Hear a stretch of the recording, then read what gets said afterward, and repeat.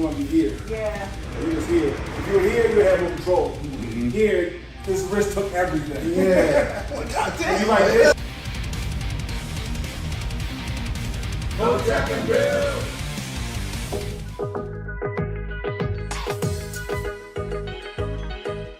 Kanye on that drum. All right, so welcome back to Sunday's Corner, everybody. How you doing, sis? Welcome to the show. Fantastic. Thanks for having me. Thank you so much for coming through. It seems like, oh, well, she's not even giving these people intros. No, I don't give them intros. I let them speak for them themselves. I thought my plight in life was about saving the world until I realized I didn't have the skills or the tools to save myself. Yep.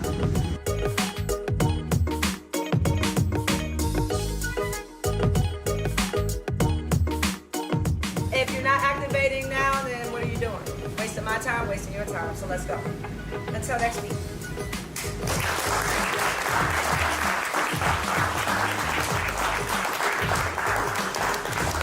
Welcome. Her name is Kim Clayson. Clap it up for Kim Clayson. Love it. Kim Clayson, ladies and gentlemen. There she is. It does look good. We are going to be flipping seats. Like I said, a lot of the states did go through redistricting. Maryland was one of them, Florida, New Jersey. So we'll be flipping a lot of seats in really good areas.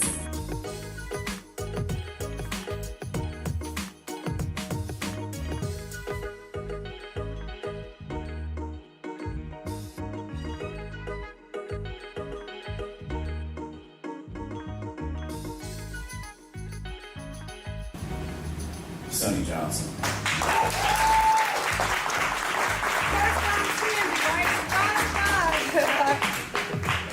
Oh, is it on?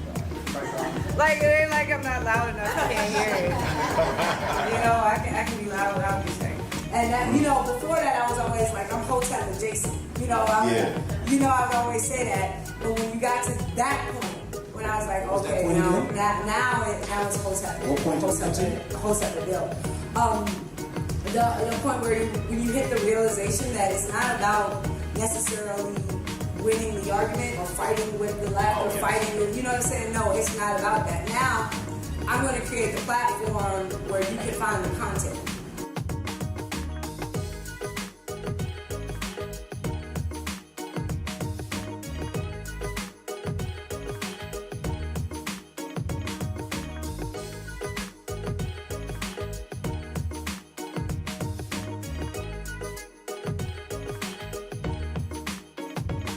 These last 5 years of my life have been absolutely amazing, and Chad has been a mentor, helped shape my brain. So if they call me a radical, I've been radicalized by Chad. We can blame him. He's the one that turned me into an anarchist. What's the day of black supremacy? Talking about you guys. The person who made sure we were government compliant and made us a non-profit organization officially. Shout out to Trish.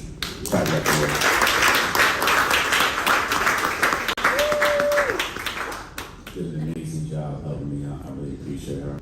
Shout out to Crypto Wendy for coming out. Thank you, Crypto Wendy. Wendy, shout out to Syscoin, our sponsor. You know, shout out to Brody McFarland.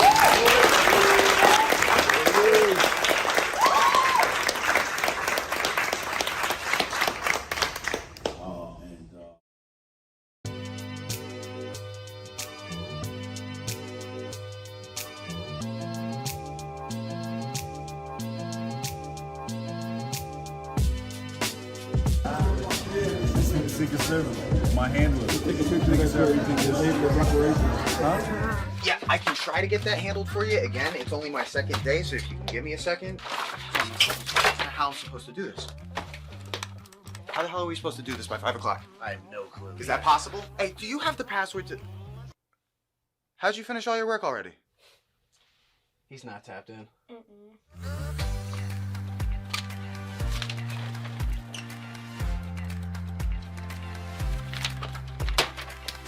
How'd you get that done so quick?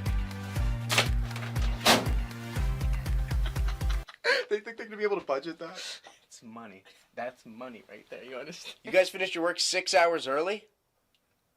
He's not tapped in.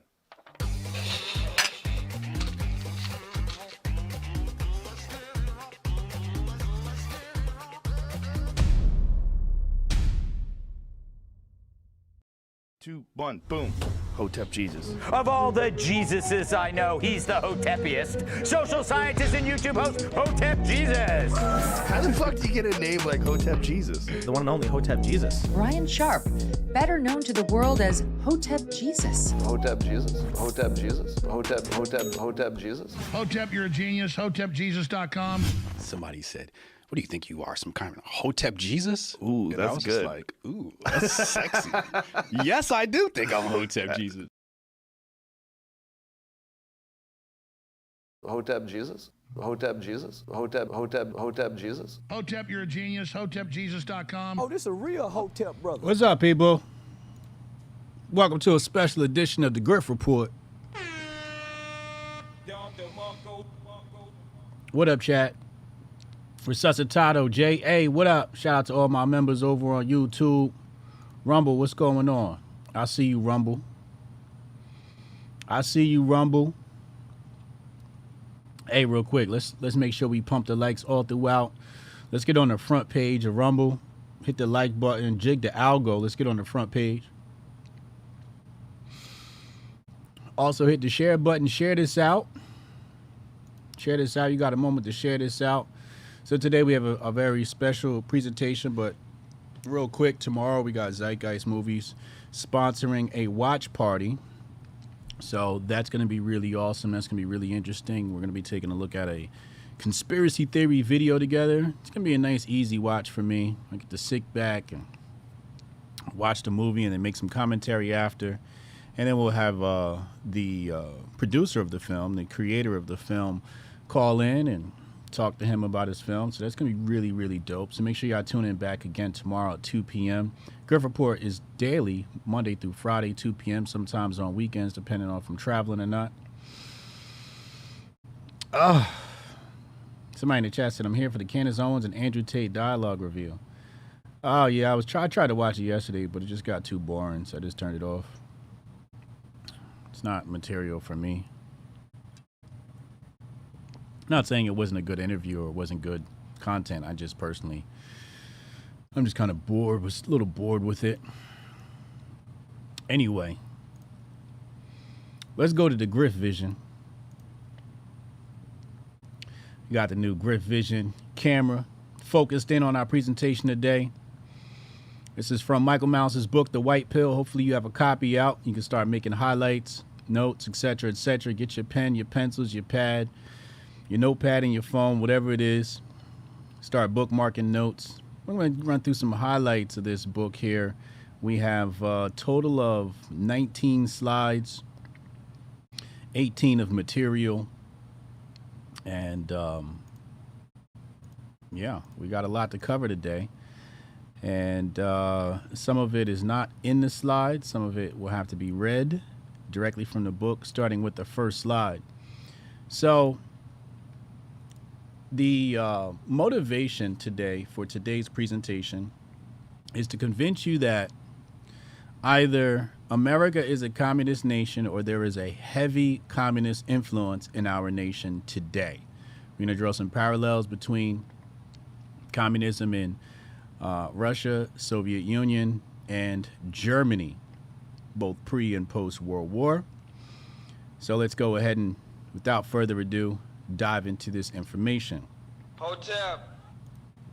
Okay, so the first thing we have to look at here is page 9 of the book, The White Pill by Michael Malice. I'm going to go ahead and pull that out because this particular section, I can't just go based upon what's on the slide, and I didn't want to include everything in the slide.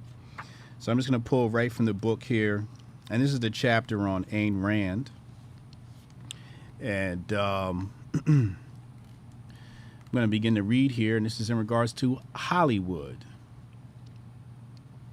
And you'll see some of this stuff as I read will be on your screen. So it says, under the auspices of the Motion Picture Alliance for the Preservation of American Ideals, MPA, Rand authored Screen Guide for Americans in 1947. If every film had women presented exclusively as clumsy dimwits, for example, eventually a large segment of the population would get a certain impression even if the filmmakers had not set out to spread misogyny.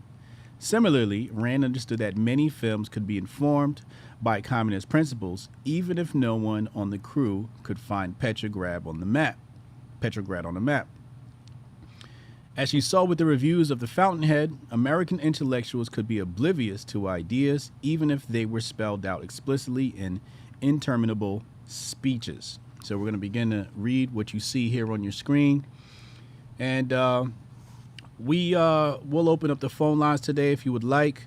If you would like to comment on some of the materials of today's presentation, dial the text message, the number 202-596-5631. It's going to be 100% free. It's not going to cost you anything. It's just a Google Voice number. 202-596-5631. Text that number and say, hey, Hotep, I would like to call in today. Okay, so it says here, the purpose of the communists in Hollywood is not the production of political movies openly advocating communism. Their purpose is to corrupt our moral premises by corrupting non-political movies, by introducing small, casual bits of propaganda into innocent stories, and to make people absorb the basic indirection of collectivism by indirection and implication. You should begin to have some pictures come to mind. Some of this stuff should be familiar. You should be saying to yourself, I'm experiencing this as an American through Hollywood and its propaganda. Said Rand had a simple list of don'ts that she thought would discourage such a thing from happening. Don't smear the free enterprise system, industrialists, wealth, American political institutions, independent men, the profit motive, or success. So she was against smearing any of those things. She said, don't glorify failure, depravity, or the collective, or deify the common man, as Uncle Hotep likes to do. Finally, don't take politics lightly. Freedom of speech does not imply that it is our duty to provide a knife for the murderer who wants to cut our throat, Rand insisted. Therefore, now here's the quote, continues, you'll see it on your screen, it says, when you make pictures with political themes and implications, don't hire communists to write, direct, or produce them.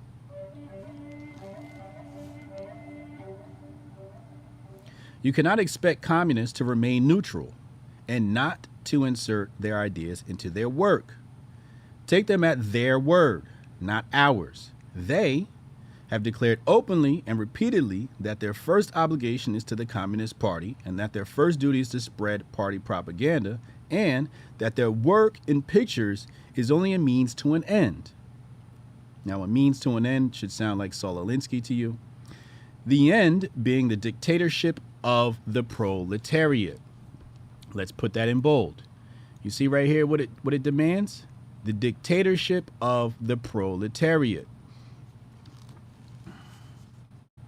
You had better believe them about their own stated intentions. Remember that Hitler, too, had stated openly that his aim was world conquest, but nobody believed him or took it seriously until it was too late. If you have questions, feel free to super chat. And again, you can call, you can text me if you want to call in. Text 202-596-5631. Okay, so here we have Ayn Rand, 1947, warning people and saying, do not let the communists create films because they're going to use it for party propaganda. None of this should be surprising to you. All this should be very familiar to you, especially my Hoteps in the chat, etc., etc. Shout out to Tasha Kayleen, Steph Colonel, Don Day. I see y'all. J.A., what up? Okay, let's go to the next slide. Okay, now on this slide it reads, the Cheka took their work quite seriously, working in some ways independently of Lenin, but not shying away from shedding blood in achieving its goals. The Cheka is not a court. The head of the Cheka publicly stated in 1918, we stand for organized terror. We stand for organized terror. All my conspiracy theorists on that day in New York City, this stuff should be buzzing in your brain. This should be frankly admitted. The Cheka is obligated to defend the revolution and conquer the enemy, even if its sword does by chance sometimes fall upon the heads of the innocent. fall upon the heads of the innocent. Again, your Hotep senses should be tingling right now. They don't care if it falls on the heads of the innocent. Terror will affect the innocent. Let's continue. It says, nor will this new secret police particularly secret about its activities. If anything, its brazen superiority to the legal system was a testament to its power and a reminder of the relative powerlessness of the Russian people. So terror, and we're going to come back to that word terror in a few. Terror is a tool of communism. Now I ask you, does that not sound like these people are terrorists? Terrorists. Yes, this is organized terrorism. And it's blatantly stated, according to the Checker here and other communists, which we'll get to in a moment. Let's go to the next slide. In a unanimous decision, the court upheld the Espionage Act. Some of you may or may not know about the Espionage Act. We're going to go ahead, segue, and we're going to pull that up. We're going to go to our Wikipedia trusted sources. You know, Wikipedia is the most trusted source on the internet, right? The Espionage Act of 1917. Let's pull that up. You should see that on your screen now. Says here, the Espionage Act of 1917 is a United States federal law enacted on June 15th, 1917. Shortly after the United States entered World War I. It had been amended numerous times over the years. It was originally found in Title 50 of the U.S. Code, War and National Offense, but is now found under Title 18, Crime and Criminal Procedure. It was intended to prohibit interference with military operations or recruitment, to prevent insubordination in the military, and to prevent the support of United States enemies during wartime. In 1919, the Supreme Court of the United States unanimously ruled through Schenck versus United States that the act did not violate the freedom of speech of those convicted under its provisions. The constitutionality of the law, its relationship to free speech, and its meaning, and the meaning of its language have been contested in court ever since. I'll highlight that. Contested in court ever since. So, you have your beloved founding fathers of the United States of America who indeed, according to some, let's be clear, according to some, indeed wanted to protect speech in case we needed to speak out against our government. Now here you'll see Austrian American socialist editor Victor L., labor leader, 5-time Socialist Party. So a bunch of socialists are rounded up, basically brought into court. Edward Snowden's in here, and people have asked for Edward Snowden to be pardoned, Julian Assange to be pardoned. So all this stuff falls under the Espionage Act. So some people have said, hey, free Snowden, right? They've said free Assange, pardon Assange. This is what people are saying. But it is the Espionage Act of 1917 that prohibits this. Now let's go back to our slides. So it says here, Michael Malice says, and it's blatant assault on principles of free speech. In a sort of mental gymnastics only a legal mind could present with a straight face, just as Oliver Wendell Holmes Jr. compared the pamphleteering to causing a riot. Now, let's go to page 50 of our books. If you got your book in hand, open up your book. If you don't, go to Amazon, get you a copy. So page 50, just to give you a backstory on what was happening here. Basically, the socialists argued, when you conscript a man and compel him to go abroad to fight against his will, so conscription is the draft, basically, forcing men into the army to fight, the flyer asserted, you violate the most sacred right of personal liberty and substitute for it what Daniel Webster called despotism in its worst form. If you do not assert and support your rights, you are helping to deny or disparage rights, which it is the solemn duty of all citizens and residents of the United States to retain. So let's stop right there before I continue reading here. Many people would say, well, they're socialists, so lock them up. It's like, well, in some ways, I guess I can go with that, from an emotional perspective, but from a logical perspective, it is socialists being incarcerated, charged, etc., that have helped obliterate the First Amendment. This is why the First Amendment does not apply, because they came down on socialists who were expressing their First Amendment right. So you can say you don't like socialists, however, they were expressing their First Amendment right, and by being prosecuted, they have obliterated the First Amendment. Let's continue. As far as anti-military pamphleteering went, this was as mild as it got. Let me make sure you can see this good on your screen. Okay, just want to make sure all of that looks good. Okay, let's continue.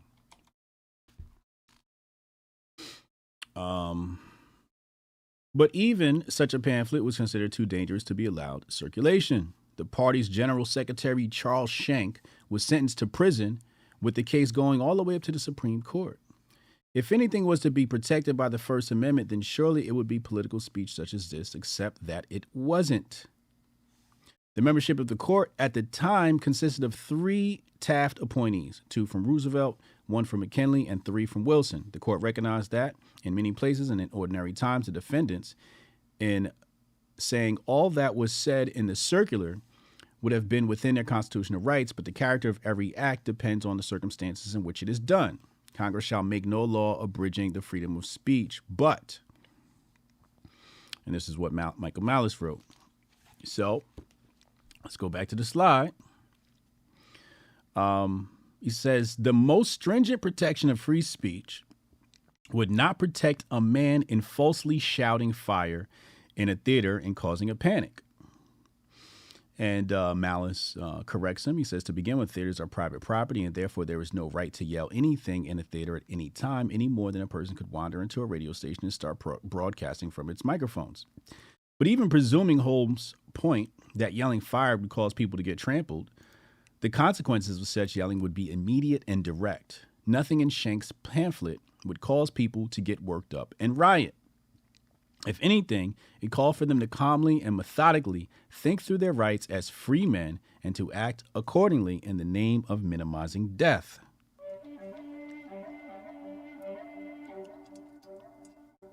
Shout out to the sponsor of this broadcast, Syscoin. We appreciate you. I may ask some questions today and give out some Syscoin.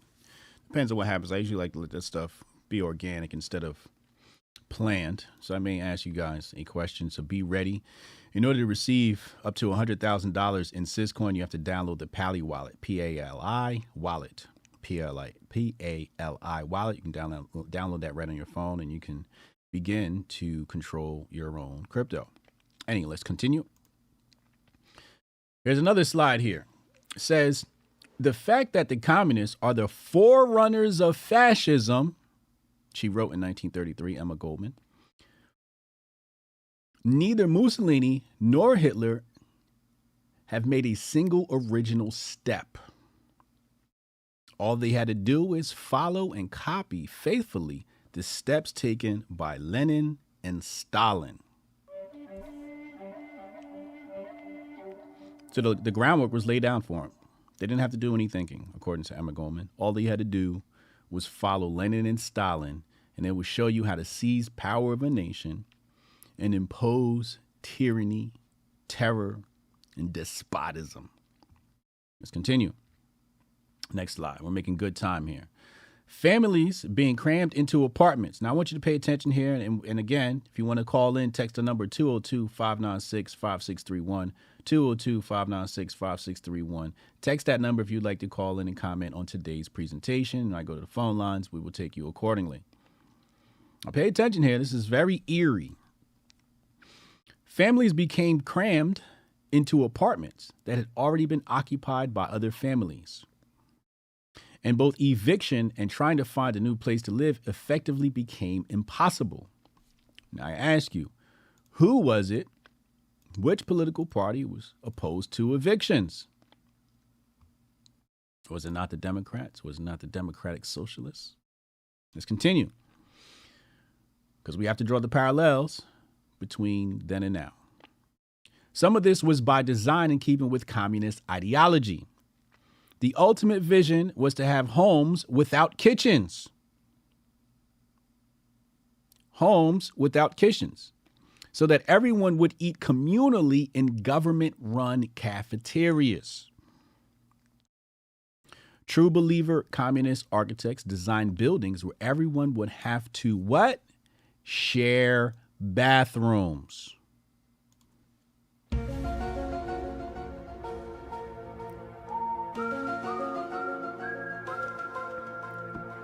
Share bathrooms. Do y'all see the parallels we're beginning to draw here? Do you see it?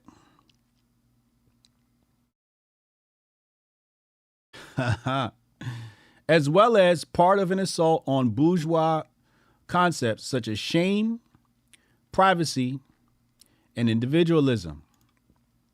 The main one here we want to pay attention to is shame. They no longer want you to shame people for being promiscuous.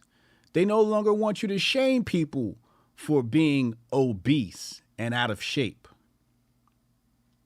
Shaming, they wanted to obliterate. They said this was a bourgeois concept. Privacy, we know, has been obliterated. Fourth Amendment, gone. Goodbye, rip it up. It's gone. United States versus Miller. And individualism, right? Collectivism. They want everybody to be homogenous, one mind. If everybody's got one mind, one accord. This is why it's very deleterious for people to say, I don't see skin color. This is why it's very dangerous for people to want everyone to think alike. Because what happens is when you have a homogenous mind, that homogenous mind can be affected easily, as we've seen with the last few years. Okay, let's continue. Next slide. The mass slaughter of farm animals led to an acute leather shortage. As a result, making shoes on an individual level became a felony. A felony. In order to force everyone to get their shoes from who? The government, which what? Often fell apart immediately. So there's two parts here we got to pay attention to. One was force everyone to get their shoes from the government. That's the first part, right? This is evidenced in our country as the collapse on cryptocurrency. This is about forcing everyone to use the same currency, being opposed to other currencies. And I'm sure we can find various other examples as well. This was also evidenced during the pandemic when they interfered and said there's not going to be any more price gouging. Now, that's not forcing everyone to get shoes from the government. However, it is saying we are not going to let the marketplace be run by laissez-faire free market capitalism. Okay? And then it points to the inefficiency of government. They said these shoes fell apart immediately. So it talks about the inefficiency of government, the inefficiency of the public sector. If you want to get a good pair of shoes, you got to go to the private sector. Why? Because in the private sector, the owner of the corporation, his profit is based upon quality. His profit is based upon quality. And competition is going to be what holds him accountable to that quality. Now, today we get shoes from various different places, mostly from the Asian world. Our shoes come from China, Nike included, and various other places through slave labor. And those shoes are, quite frankly, made poorly. We don't have much option. However, you see many people choosing not to buy Nike shoes, and they go after other brands. Really intelligent consumers purchase shoes from other brands, and they say these things are actually a better quality. So this is what's great about the private markets. Let's continue. Next slide here. This is in regards to Ukraine. It says in 1932 and 1933, the New York Times was denying that the Soviet government was targeting Ukrainian rural population with terror and genocide. Oh, how times have changed. No pun intended. Oh, how times have changed. Are we allowed to talk about the terror that the Ukrainian government has placed upon their own people or military apparatuses? Are we allowed to talk about that? Or is that something we should deny occurred, even though we have many sources saying that these things occurred prior to the Ukrainian-Russian conflict of 2022 or 2023? I don't even know how long this war has been going on. I'm going to say 2023. Anyway, let's continue. It just goes back, shows you how far this conflict between Soviet Russia and Ukraine has come, okay? How long ago it's been. All right, so it says here, just less than a decade later, it would obscure the news that Hitler was targeting German Jews. So nowadays, you must say Hitler's bad, evil guy, right? But back then, they wanted to obscure the news and say, oh, we don't want to talk about what Hitler is doing against the Jewish people. Let's not talk about that. It says here, Durante covered it up from the very beginning, explicitly telling readers in November 1932, there is no famine or actual starvation, nor is there likely to be. So blatant lies about the conditions in a foreign country should not be new to you. You should see there is a precedent set here where the obfuscation of facts was used as a tool to control the minds of people observing the news. Another thing to point out here is the weapon of choice. The weapon of choice here was food. Food is the weapon of choice. Famine and starvation. America is a world leader in famine and starvation. They are a world leader in famine and starvation. And I don't mean that there is no food. What I mean is there's no real food. Ask anybody who's been to a supermarket in Europe. If anybody who's been to a supermarket in Europe, they'll tell you it looks nothing like the one in the United States. United States, you're going to find excessive amount of aisles of fake foods. Excessive amount of aisles of fake foods, where if you go to a supermarket overseas, you're going to find real food, organic fruits, vegetables, your produce, right? And then your various animal foods. In the United States, your produce aisle is or section is quite small in comparison to foreign nations. And then they give you a whole bunch of box-produced processed foods, all fake. So here in America, they even use this term called food desert. You talk about places like New York, and they call Brooklyn. Various parts of Brooklyn are food deserts because people don't actually have access to food. They have access to fake foods. And remember, part of communism is creating terror. So there's not much new under the sun. Slide 9. Let's continue. And again, if you want to call in, text number 202-596-5631, 202-596-5631 to get in line for the phone calls. Just text that number. It is free. It's just a Google Voice number. Let's continue with my homeboy Bronstein, aka Trotsky. So Bronstein, aka Trotsky, was still claiming that the party is always right. One cannot be right against the party. What does that sound like? It sounds like Democrats. Hotep, you're a genius. HotepJesus.com. This should not be new to anyone. It should not be strange to anyone. We are living in a communist nation. at least heavily influenced. On this, Stalin agreed with his rival, an enemy of people, he once said, is not only one who does sabotage, but one who doubts the rightness of the party line. Doubts the rightness. What happened when you people doubted the last few years during the pandemic? What happened? What happened when you doubted it? You were met with terror. A very mild form of terrorism. You cannot go to work. You cannot go to school. You cannot tweet anymore. We will remove your YouTube channel. You can't even doubt the party. It's not even one thing to be against the party, but you can't even doubt them. How dare you? It's a continuation. And this is not exclusive to the Democrats. On the conservative side of things, if you start placing doubt, people go, oh, you must be a Democrat. It's like, wait, hold on now. We have to have room for doubt. We have to question the GOP as well. They are part of the same swamp. But how dare you doubt the party line? And there are a lot of them, and we must liquidate them, he says. Liquidate. It was not only impermissible to be a critic, but one could not even be agnostic, let alone skeptic.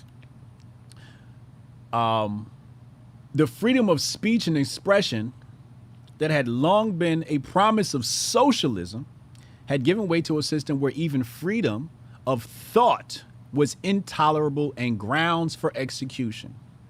Even freedom of thought. Now, everybody's running around with these hats and shirts that say, think while it's still legal. They got that from me. Hotep, you're a genius. HotepJesus.com. Matter of fact, who did I see? I saw, oh man, this is nothing to do with the presentation.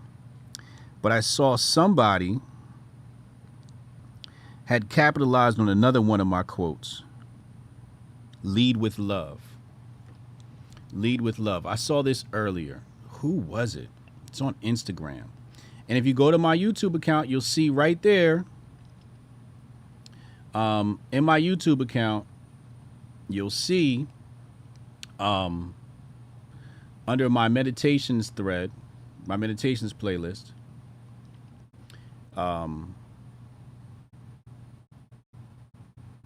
you'll see a, no, it's not her.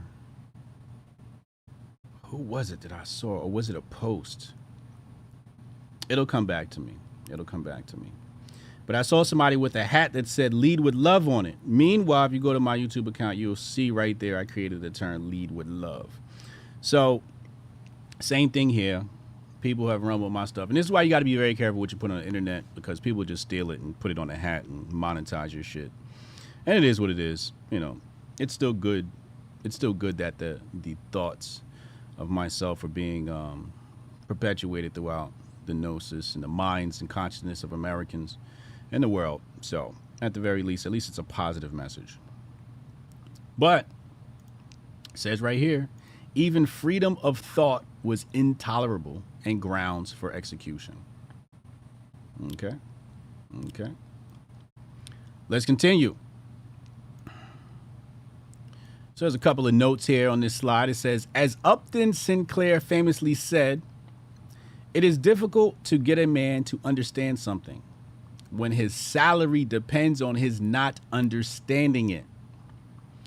So a couple of notes I made here is this is basically mass atomization.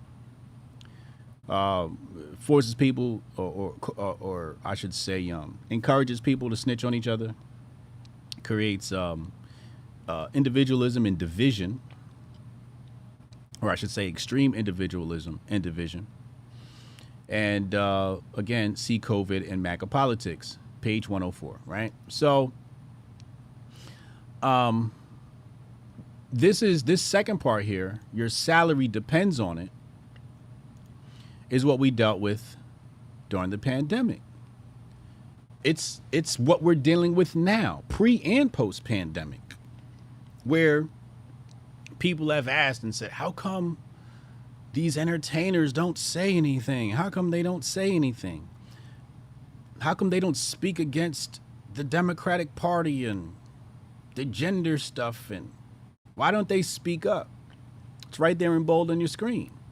Because their salary depends on not even understanding the topic, the subject matter. They won't even begin to understand it, because if they even understood it, they might be compelled to speak up. Their spirit might say speak up, so they don't even try to understand it. Okay? Next slide. The letter ended by asking American liberals to support the efforts of the Soviet Union to free itself from insidious internal dangers. In other words, not only were there purges and the hundreds of thousands sent to camp something to tolerate or explain away, no, Stalin should have the backing of every good American leftist with consciousness, as the motto went, communism is 20th century Americanism.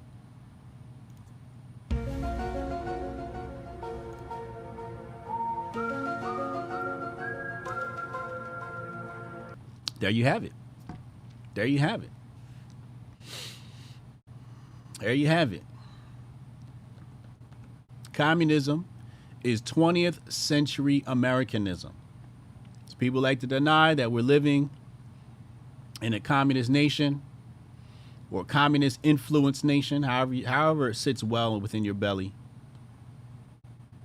It says it right there. Communism is 20th century Americanism. Let's continue. It was Karl Marx himself who famously wrote that religion is the sigh of the oppressed creature, the heart of a heartless world, and the soul of soulless conditions. It is the opium of the people.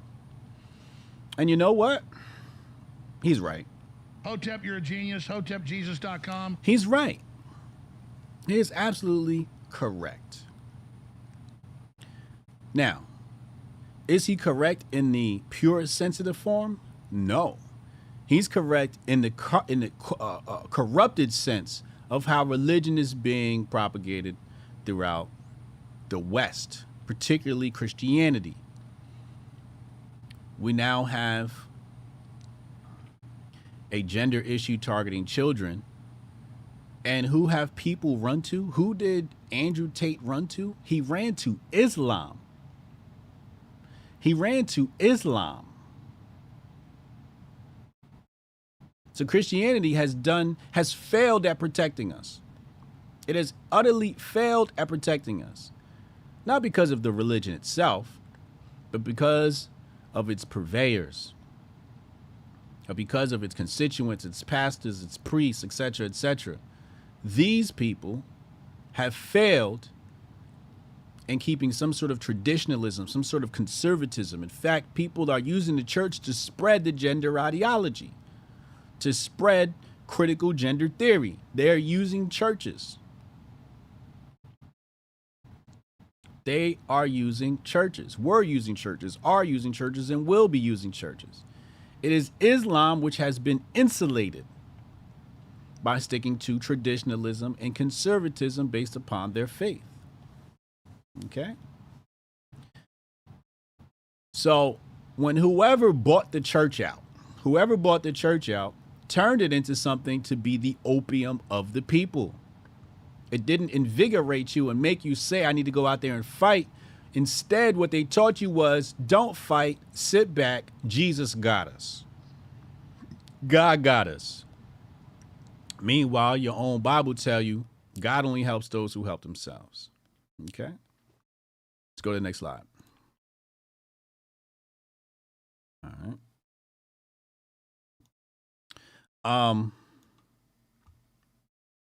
It was the role of these men and women to promote ideas to the American people. As creators of public opinion, they had the power to declare an ideology as being mainstream and desirable. So we look at the mainstream today. Who dictates that? The communists do.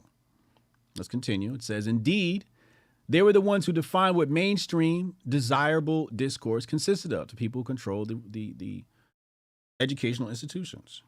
The theory of the marketplace of ideas was often unable to compete with the reality of a monopoly of ideology,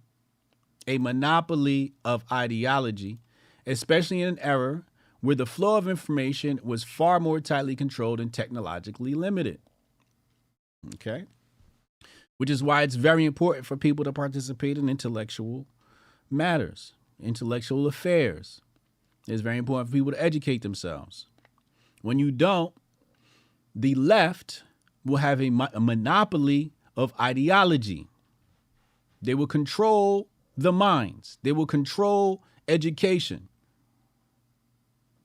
So we need the most intellectual among us on the right, center, conservative, libertarian. We need the most intellectual of us to begin our own monopoly of ideology. Let's go to the next slide. As the Nazis, Michael Malice writes, worked their way east, they uncovered mass graves in Russia's Katyn forest. It was there where various men had left the remains of all the massacred Polish prisoners of war. It was a matter of international embarrassment for Stalin and Russian claims that the dead were victims of the Nazis were met with great criticism. Okay. The Katyn massacre would be used for decades as evidence of the basic inhumanity underlying Stalin's regime. So they tried to lie and say it was the Nazis. They tried to lie and say it was the Nazis. Meanwhile, no, it was Stalin. And this is why I would like to begin to use Stalin in place of Hitler. I would like to use Bolsheviks and communists in place of Nazis. Okay?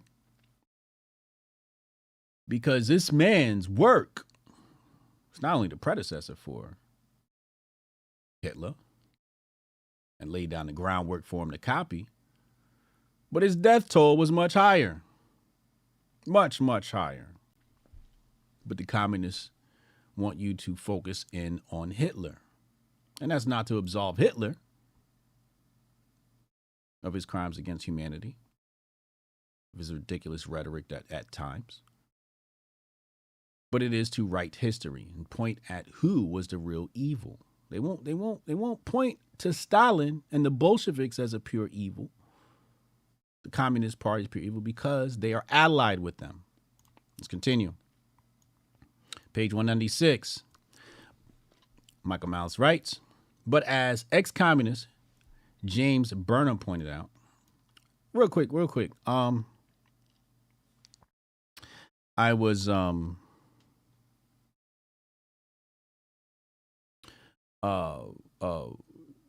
quoting Orwell at one point, and somebody said, "Hey, did you know Orwell was a socialist?" And he said it as if it's some rebuttal to him exposing socialism. I'm like, well, if there's anybody that's going to expose socialism, shouldn't it be somebody who was a socialist? Also, Thaddeus Russell. If there's anybody that's going to expose socialism, it's going to be somebody that's a former socialist, like Thaddeus Russell. Thaddeus Russell was a former socialist. So these are good sources. If you're going to expose the, FBI or CIA, who are you going to go? You're going to go to whistleblowers. You're going to expose big tech. Who are you going to go to? Whistleblowers, people that were a part of that entity. Let's continue. So he pointed out the good Lenin, bad Stalin thesis was just more propaganda. It should not be supposed that the terror with which communism is linked is a transient phenomenon, a temporary device used as perhaps abused for some special emergency of the revolution. And here we have a quote. Michael Malice writes, terror has always been an essential part of communism from the pre-revolutionary days when Stalin, as Cobra, we're going to come back to Cobra in a minute, was directing the bombings whereby Bolshevik funds were assembled. Through the years of through the years before 1917, when Lenin was approving the private tortures administered to political dissidents into every stage of the development of communist regime in power. So today we don't have tortures. They just take up bogus cases against political dissidents like Donald Trump, right? So back in those days, Trump would have been assassinated. He would have been tortured. Today, they just assassinate your character. They drag you into court on bogus charges. Same thing, different play. Now, I want to come back to this Cobra thing. Let's type in Cobra.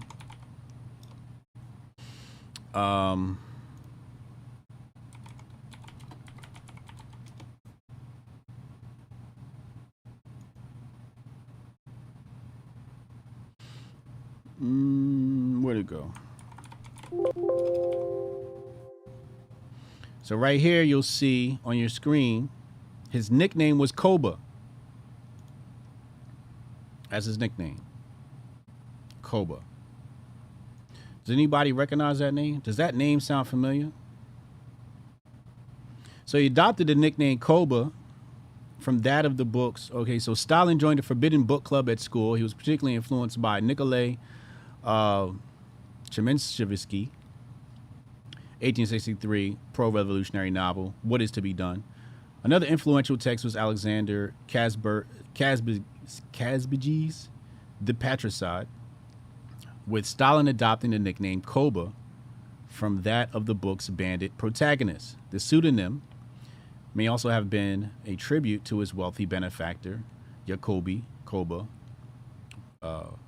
Ignatashvili, who paid for his schooling at the Tiflis Seminary. Cobra is the Georgian diminutive of Jacobi, or Jacob, or Jacob, or as Uncle Hotep would say, Yakub. And Stalin named his firstborn son, Ignatashvili, in honor. Okay, now, anybody know where the word Cobra sounds familiar from? I know it sounded familiar to me. It's from a movie, Planet of the Apes. Cobra.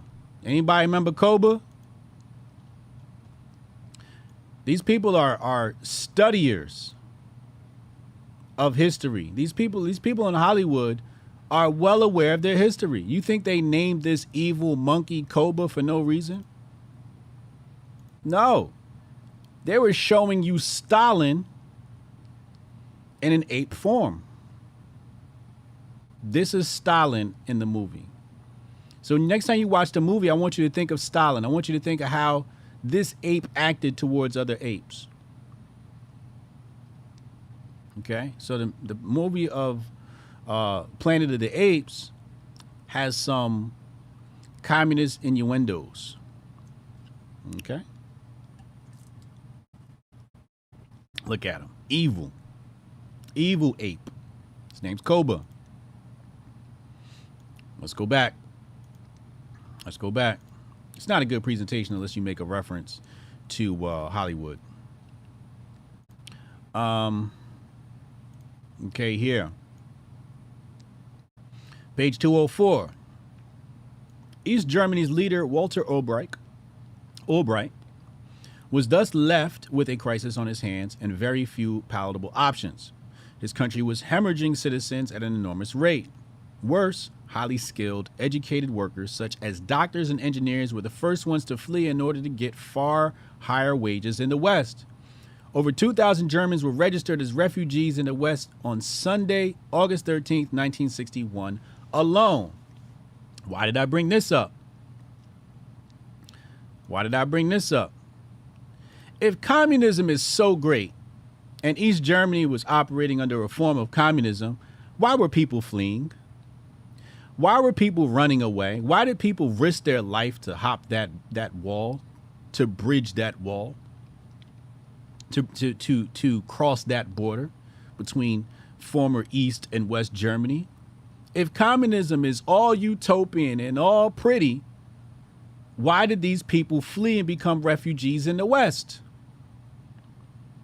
If you ever want to show somebody an example of communism and why communism is bad, you don't always have to look to Russia. You can go to East Germany's history and you can see how people felt about communism.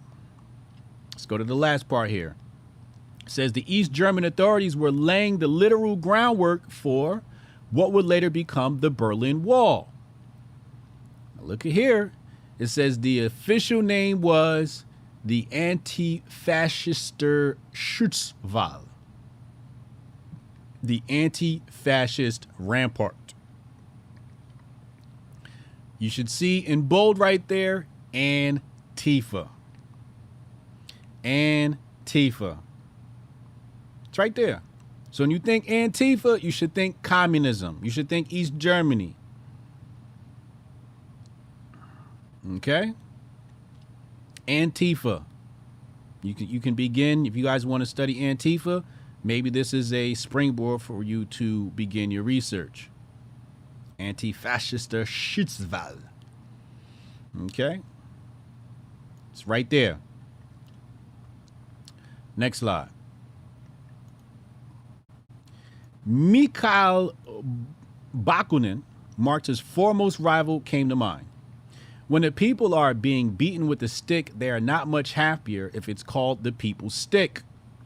And this is something that we've all, Schutzwall? Okay, Schutzwall, thank you. Schutzwall. The people's stick. So basically it's just like, saying, oh, the People's Democratic Socialist is the same nasty shit as communism. It's the same nasty shit as socialism. Okay? Last slide, and then we'll go and see who's got phone calls, who wants to call in. The number is 202-596-5631, 202-596-5631. Text that number if you'd like to call in, add to this presentation, or ask questions. When you send a text message, type in Hotep and then your name. Hotep and then your name. Okay. So it says here, when Ceausescu, I don't know how to say that, took over Romania, he did so as an unorthodox communist leader. In 1968, for example, he very publicly denounced the Soviet Union's invasion of Czechoslovakia, and he often did not follow Moscow's lead in other matters. On the other hand, he implemented Decree 770 in 1967, which was aimed at increasing Romania's population by 50%, proclaiming that the fetus is the property of the entire society. The property of the entire society. Both abortion and contraception were made illegal for women under the age of 40 or with fewer than 4 children. Childlessness was taxed and the marriage age lowered to 15. Romanian women of childbearing age were given mandatory gynecological exams every month under the supervision of the so-called menstrual police. A miscarriage would result in questioning by the authorities, where the traumatized woman would be forced to prove that she had in fact lost her baby organically. Why did I bring that up? Because the communists are slick. They are slick. Oh, they're so slick. And this is why when we had the pro-life, pro-choice debate, I'm looking at the debate like both of you are trash. Both of you are trash. Because what both of you are saying is that the fetus is the property of the entire society as perpetuated by a communist. You're communists. You are communists. If you want the government to come in and have a say-so on life, you're a communist. If you would like to ban, now it says here, they wanted to ban both abortion and contraception. And if you didn't have a child, they were going to tax you, just like China has. Just like China has. These people are menstrual police. Okay? Menstrual police.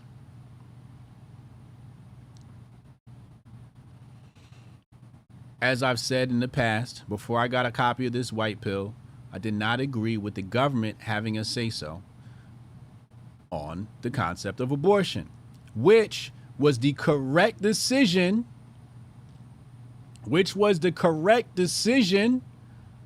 by SCOTUS when they obliterated Roe v. Wade. That was the correct decision. They didn't say, hey, you know, abortion is bad, or we should make it illegal, or we should make it not illegal, you know, whatever. They didn't question the legality. What they said is, this is not covered under the Constitution. It's none of our business. Y'all got to fight this out some way, somehow. This is a moral argument, not a legal argument, because we follow the Constitution, or we're supposed to follow the Constitution of the United States of America.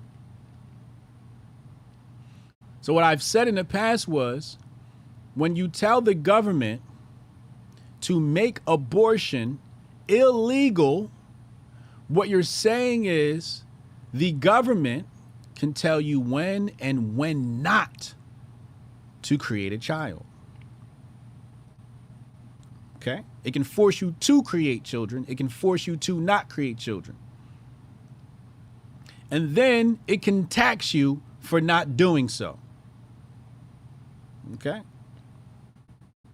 So this is why I tell people, when it comes to that conversation, I'm not pro-life in the political sense. I'm pro-life in the moral sense. I do not believe that the government should be able to come in and make abortion illegal. Meanwhile, abortion is abhorrent.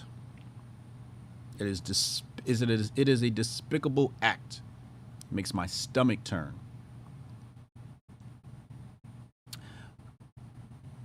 I have aborted a child once. And I've never felt so sick in my life. And I've never told anybody that before. It's the first time I even paused because I questioned if I should say it. But it's out there now. It is what it is. I've aborted a child once. And I can tell you right now, I said to myself, I will never do this again. When I saw the condition of my lady laying in bed and the blood and what we just did, dealing with the fact that we just killed a child. Like, I thought it was just something we were doing, like, because, you know, we didn't want to have a child. And then the abortion process in the hospital, oh my God. It still turns my stomach.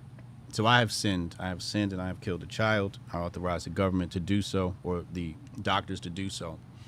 So I can say from experience, I'll never do that again. Never do it again. Got to be responsible with your seed. And that concludes today's presentation. I'm going to open up the phone lines. And we're going to do more of these presentations. I like to keep it big brained in here, you know. I like to keep it big brain.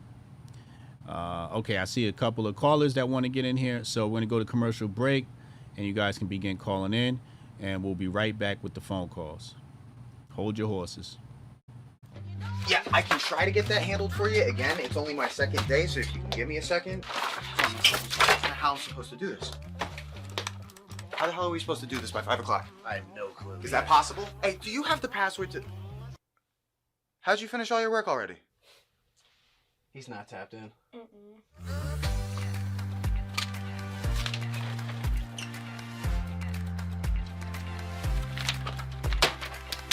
How'd you get that done so quick? They think they're gonna be able to budget that? It's money. That's money right there. You understand? You guys finished your work 6 hours early? He's not tapped in.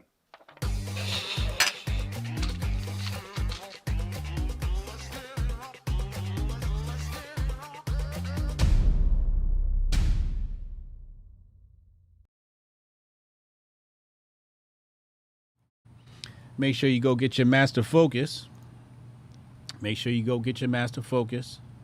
That QR code you see on your screen is going to give you a 30% off discount. Call from Jonah. Jonah, what up, bro? Nada. How are you? Life is muy bueno, sir. I missed the show the last 2 days. I was sleeping both days. Oh, man, you asleep? Yeah. It's all good. You put in a lot of work, man. You put in a lot of work. You deserve that rest. What do you think about today's presentation? Good. A couple things. because I definitely know this topic quite well. Yeah, you do. So first off, the Communist Party of the USA, they actually had to swear allegiance to USSR over USA. So anyone who was there, they're a traitor, with the Espionage Act. Okay. I believe that. So that was they swore allegiance to whatever. But then Fritz Frankfurter, do you know who that is? Who? Fritz Frankfurter.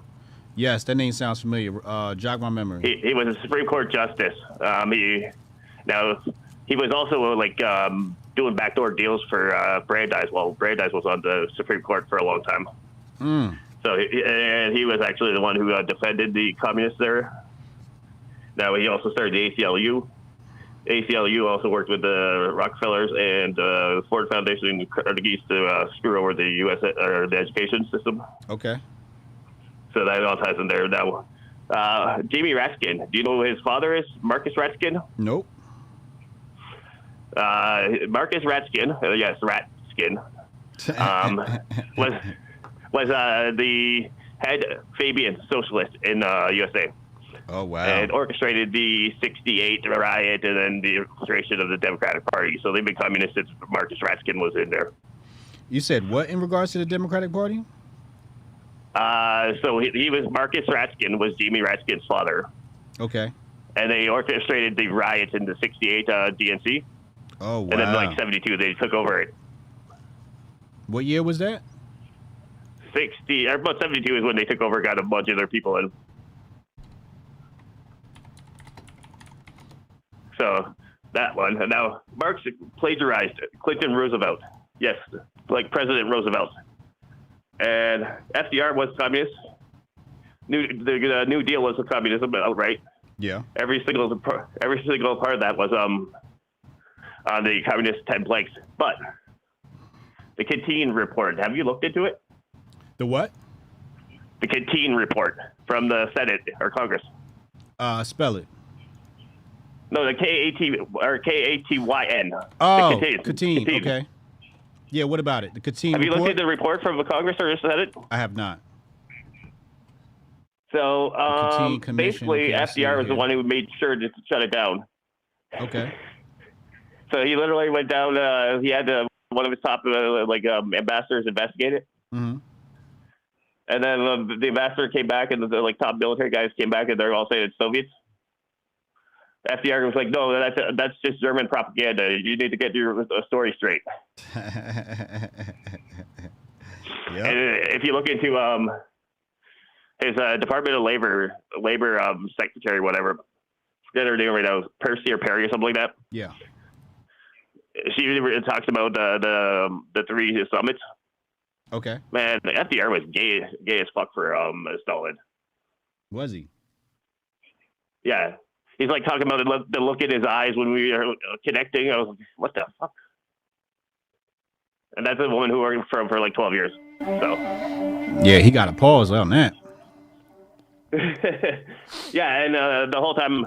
Oh, yeah, the one last thing. You know, these communists, they killed James Forrestal. They killed Senator McCarthy. They killed Kennedy, who was actually good friends with McCarthy. You know, so again, too, they're all they're all sworn allegiance to elsewhere. You know. Yeah. So it's not freedom of speech when they're actually attacking our standards of life. Big facts. Big facts. And everyone should look into Senator McCarthy. Read or listen to his book, America's Retreat from Victory. Okay. About how George Marshall was a piece of shit and never should have been moved to the top of the military structure because he was only there for the civilian corps. Mm. He got kicked out of the actual military, and then he was part of the communist civilian corps, and that's how he got elevated. Yeah.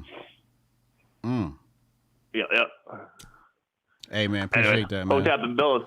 Hotep and Bill. Shout out Jonah. Where we got? So we got Jonah. Okay. Hotep, Jack, and Tari. You guys can go ahead and call in. We got 2 more callers here that have texted. So if you want to get in the calls, type in Hotep in your name and text 202-596-5631. to get in on these phone lines. You know, you can ask a question, make a comment in regards to the presentation today, or just add commentary overall. But that's entirely up to you. So we're going to wait for those callers to come in. In the meantime, let me go ahead and share this one more time. Which screen are we on? We're on this one, okay. Today's presentation was Michael Malice's The White Pill. I thought it was a phenomenal book. Absolutely, like, well written. Really enjoyed it. I have the hardcover, and I suggest you guys get it too. Jack. Hotep Jack, what up, bro?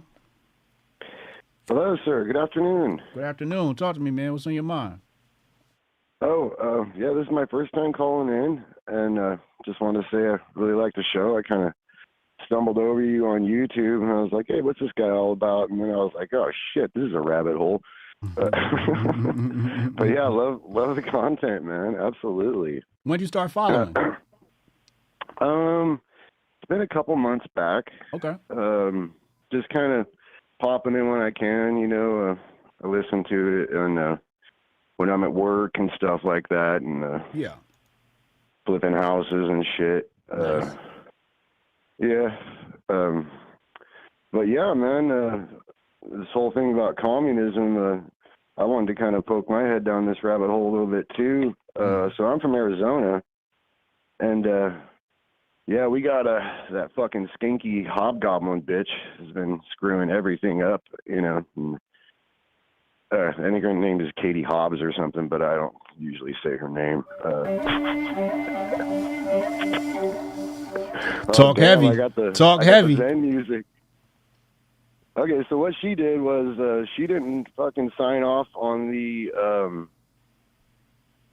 for the hospitals for access and shit. So our hospitals, hundreds of our hospitals are down. They're not getting any of the money. And, yeah, they've been really fucking screwing it, man. So my old lady works for billing at the hospitals. And so she's been telling me shit, man. I'm just like, damn, you know, I'm on access and stuff too through disability. And so real quick, I want to shoot some numbers. So this is what COVID did. Pre-COVID, Arizona was spending close to $60+ million on mental health just for the Native Americans alone. Wow. Well, 2022 to 2023, just guess how much the number went up. So we started at 60. We started at 60 million plus. I think the number she read me last was over. It was like 500 and almost 60 million. That was this year, man. How much was it? 560 million? Yes, just on the Native Americans. In Arizona? In Arizona. On That's medical what COVID care? did, man. Mental. Yeah, dude. This one guy comes into the hospital like 3 times a day, you know, because he's fucking, he's either strung out, fucking drunk, you know, and literally the guy is in the goddamn hospital every fucking day, you know, and he just checks himself out, nothing they can do, and yeah, we're paying for that shit, man. Like, meanwhile, fucking the government's suing, you know, Arizona because they were putting up shipping containers at the border. They're suing Texas because they're putting up fucking pool floaties and shit, to try and keep people from fucking drowning, you know, and keep people from dying in the desert. All right, let me spit some more. So they have Wait a these second. things down. Wait a second. Yeah, I got a question. I got a question. Was that just on mental health, you said, or is that just medical help? Yeah, well, so they got like this crazy fucking sex trade shit going on the res and weird shit, man. But They yeah, got it's what? on. Sex what? Yeah, they're fucking. So they're kidnapping people and shit, and like, you know, they're like, oh, yeah, we'll take them to the hospital. We'll take them to a fucking place, and then they're calling the hospitals and shit, like on the res, and they're like, hey, where's my kid at? And they're like, oh, we don't know where your fucking kid is and shit. Like, what? You know, and like people are literally like disappearing and shit. Arizona has the world's largest Indian reservation. It also has the world's smallest Indian reservation. It's like 4 or 5 houses. It's in a place called Rimrock, Arizona. And the big one is up north by the Grand Canyon.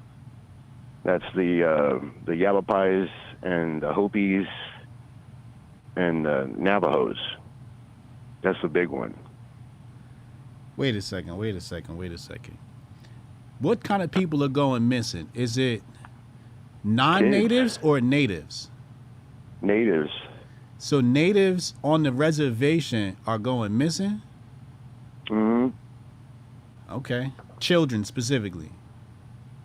Yeah. Okay. Now you said. Have you seen Sound of Freedom, bro? Like, I can't go see it. real. Everybody's told me about it. I can't go see it. I can't put myself through that. I'm sorry. I had to walk out, bro. I was like, honey, See do what you I'm want some popcorn? Yeah, I was like, fuck it. I'm going to go get some popcorn. I was gone for like 20 minutes. I was like, oh, shit, I better get that damn popcorn and get back in there before she starts calling me. Yeah. But, yeah, I mean, it's real. So back to the border. Sorry, I went off topic. So they have said signs. mental or you said it's mental or medical help? It's that both. number. Both, but a lot Both. of it Okay, is cool. mental. All right. I mean, a lot of it they're is mental. coming Okay, in- that makes sense. All right, go ahead, proceed. Well, they coincide with alcoholism, fucking meth, fentanyl. I mean, they literally just come in, you know, get their shit, get hydrated, fucking back out on the streets, fucking, you know, doing that shit. You know, it's a hard life. You know. Yeah. All right, continue. On the res. So you said what happened on the border? Okay, so I was just, you know, talking about, you know, the DOJ suing Arizona and Texas, you know, over the shipping containers and the fucking pool floaties in the river. Like, you know, the border agents are fucking screwed. They have their hands tied behind their back. You know, all they can do is shout, you know, hey, stop. And, okay, no, I guess you're not going to stop? Okay, whatever. Fucking, so before you even get to the border, they have these signs, you know, out where it's desolate as fuck, you know, and they're printed in Spanish, and also, what the hell is that shit they speak in? I don't know, I have to look at a map.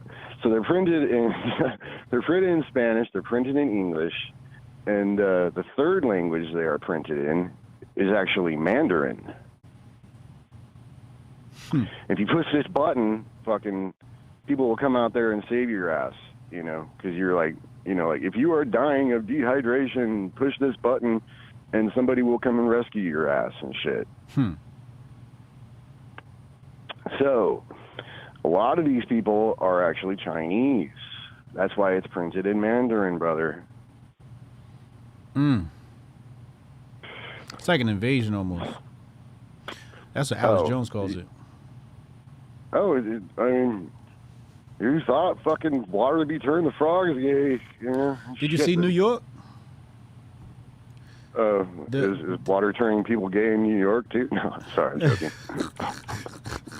Hey, yo, behave yourself, man. Sorry, man. Hold on, I'm going to show it to you right now. I'm going to put it on the screen right now. I didn't have enough coffee. I'm on my celly phone. But they got a homeless population in New York. Here they go right here. Every Democrat ruined shitty. I mean, you know, like literally the point in which you know you live somewhere good is like, you know, I argue this shit with my lefty friends. I'm like, I got to drive 150 miles to see a homeless camp. Like, how far is the closest one to you? And they're like, oh, you know, it's fucking on the other side of town. I'm like, how far? What, 30 miles? And they're like, no, 10. Closer than that.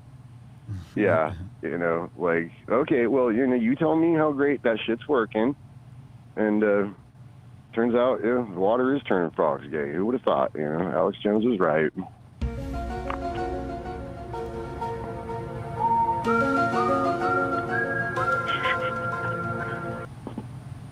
But actually, I don't know if you're into like death metal music. I listen to all kinds of music. I'm a musician. I tell people I'm a student of music.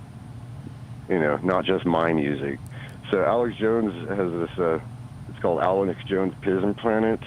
Sorry, Alex Jones Prison Planet. And this guy, great musician. He took all the audio clips of Alex Jones' show and then put like hardcore death metal music behind it. It's great, man. It's hilarious. Like, you got it. I would recommend everybody check that stuff out. That's dope. That's dope. That's dope. Yeah, the one on aliens where he goes off on aliens is quite good. I watched Prison Planet. Really cool that shit's like really old. Yeah. Isn't Prison Planet like at least a decade old? I saw that. Yeah. That was his second film. He had a film before that. I think it was.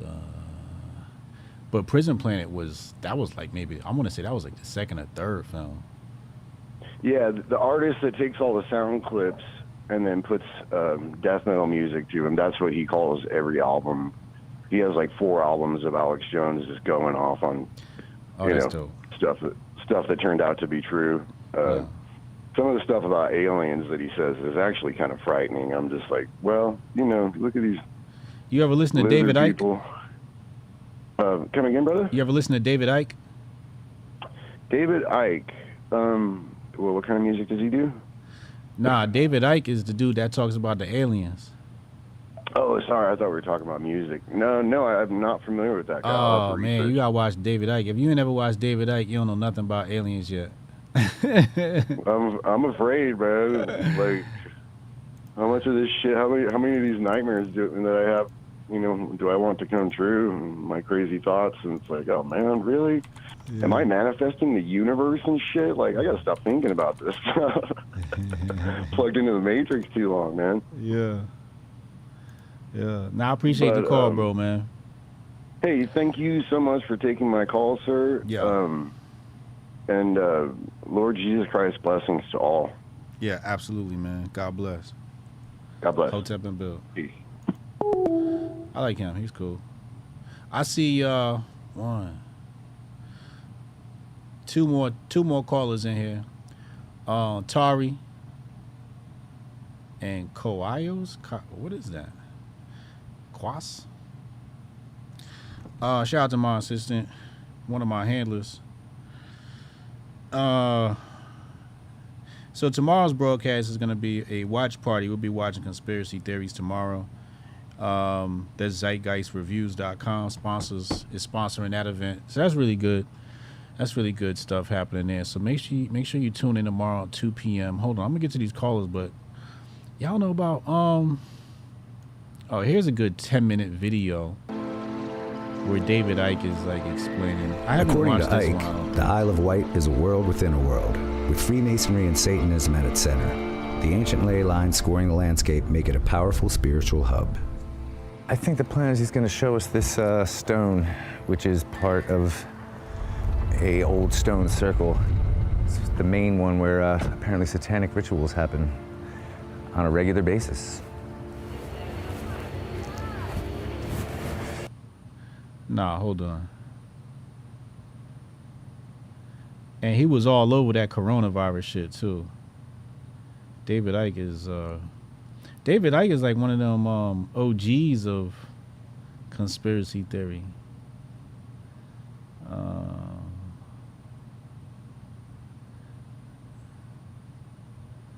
David Icke, I'm gonna type in David Icke Lizard, cause he be breaking down the reptilians and shit.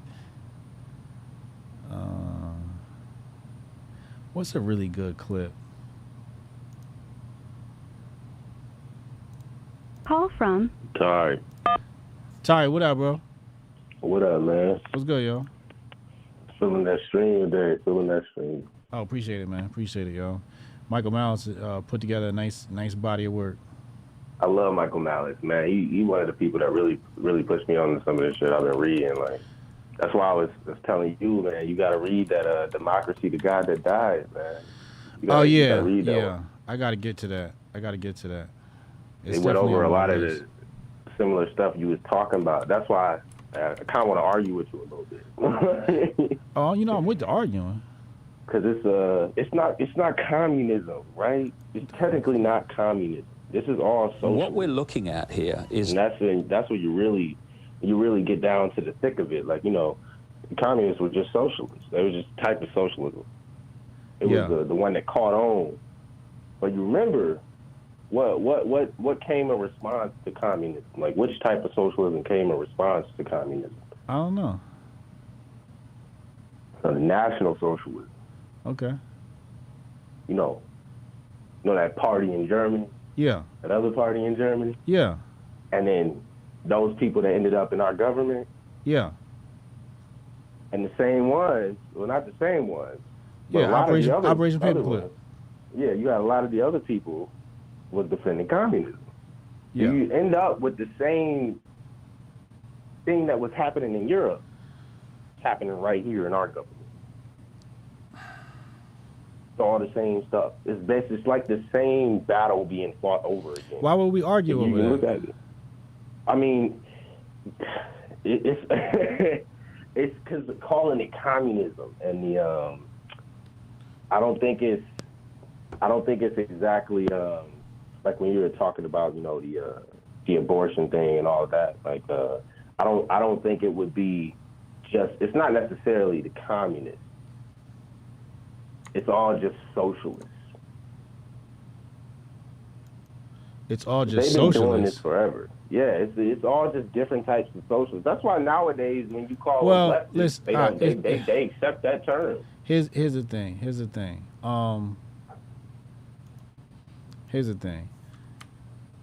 Socialism leads to communism. Socialism is a means to communism.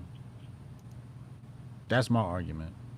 I mean, I guess I'd agree. I would say it's just a form, like communism is just one form. But yeah, I would agree. But I mean, it's kind of the same thing for fascism too. You know, it's like all of them kind of stem from socialism. They all come from like a type, you know, national socialism, like I was saying. Uh-huh. And I think that's more what we're dealing with now. Even on the back end, like you got the communists fighting with essentially what you would call Nazis. Like, you know, a lot of people wouldn't like me to say that, but I mean, like that just stood for But he got socialism. but the evidence presented today stated that Hitler got it from Stalin and them. Did he? I just showed it to you. That was literally in today's presentation. I wouldn't. I kind of disagree with that one, but I mean, because there were a lot of thinkers spreading those ideas back then. I wouldn't say he got it from Stalin, but I guess I would agree he got it from some communists. But I don't know if a lot of them would have even called themselves that specifically at that time. Because there are a lot of them had a bunch of different ideas. They were all socialists fighting over basically the same ideology and different ways of doing it. That's why they tell you now, real communism has never been tried, right? Yeah. None of them agree on how they should be doing it. Yeah. But I guess I just want to stay away from the buzz terms. And I kind of like to stick more closer to the root of the problem. What's the root of the problem? Because you got socialism, but you also got socialism as an outgrowth of liberalism. You got socialism as what? An outgrowth of liberalism.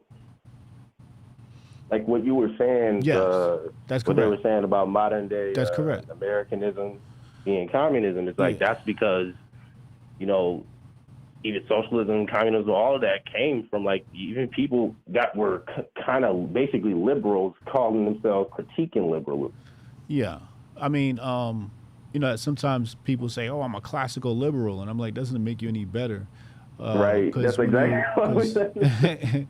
Because when you look at Iceman, the foreword in Iceman written by John Henry Clark says liberalism is like the political party of white supremacy.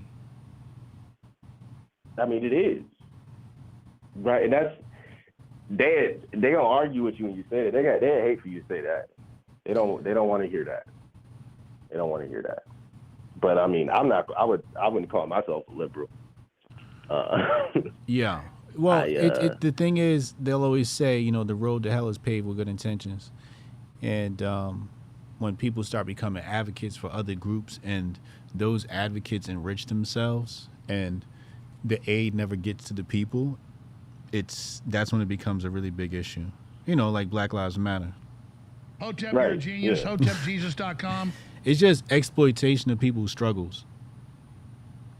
Political parties, political groups. It's exploitation of people's struggles. And that's all they do when they say, and that's all the government really does at the end of the day when it's saying it's going to protect you from things. Yeah. It's never really doing that. Mm-hmm. And that's why I would disagree on the point, you know, that they would. Yo, your volume just went bogus. I can't hear nothing you saying. You underwater. Hey, yo, you got to call back. Yo, your shit fucked up. Yo, if you in line for the calls, call in. He said, not calling in today. Alex Jones' Endgame was about COVID in the 1990s. Was that in the 90s?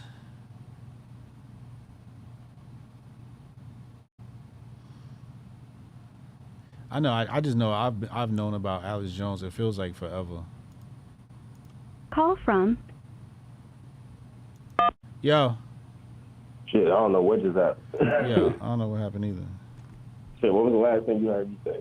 No, you was talk. You went to go talk, and then your shit just went out. Shit, what? Damn, I don't even know what I started with. I was saying, I think that the issue you're dealing with the abortion thing is not communism. You're dealing with liberalism. Yeah. Because I mean, it's technically written in all their documents, in the classical liberal documents, and even in the Constitution. You know that the right to life is like the most sacred one. Yes. So there is a legal, very easy legal argument if people wanted to be honest, but a lot of people aren't going to be intellectually honest because they have their own agendas. There's an argument to be said that communism is a branch of liberalism, right? But you know, it's like saying, oh, this is a coronavirus, as opposed to pointing to, oh, this is, you know, SARS-CoV-3, right? When you say SARS-CoV-3, you're being very specific. So when you use the term communism, you're being very specific. You're calling out something very specific under the umbrella of liberalism. So we agree, but we're just saying two different things.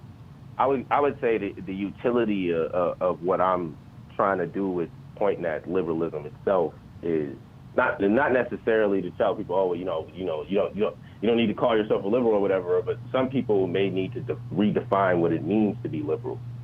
I got you.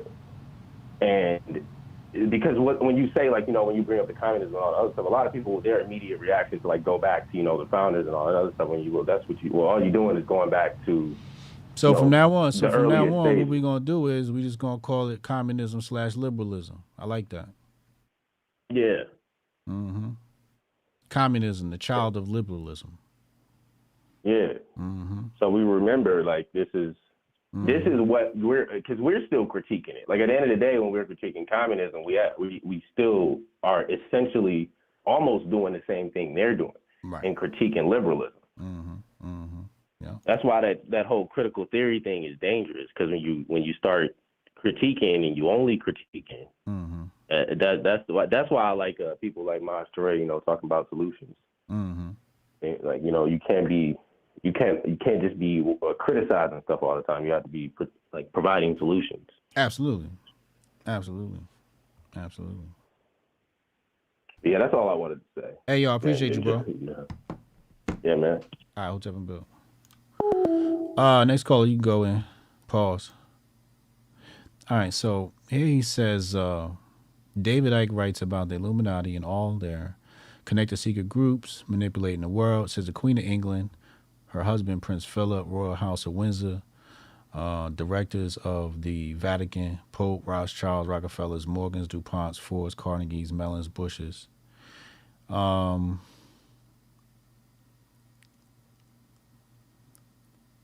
Okay, right here it says the Illuminati achieved their insane agenda.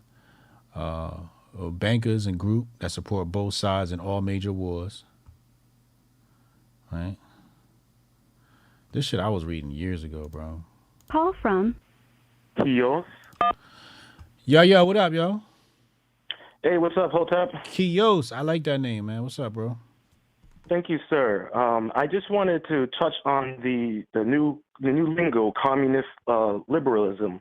Yeah. And I wanted to share my experience because I would consider I'm a Buddhist and a bit of a transcendentalist, and I wanted to share my experience dating a non-binary woman. Now, what I found really interesting about dating a Wait, what? You wanted to go date a non-binary woman? No, I went on a date with a non-binary woman. You actually went on the date? Oh, yeah. I was fascinated. I had to find out, like, what's going on with these chicks. Like, I needed to understand, like, what's going on. And this ties kind of in. Oh, yeah. I'm a bit of a...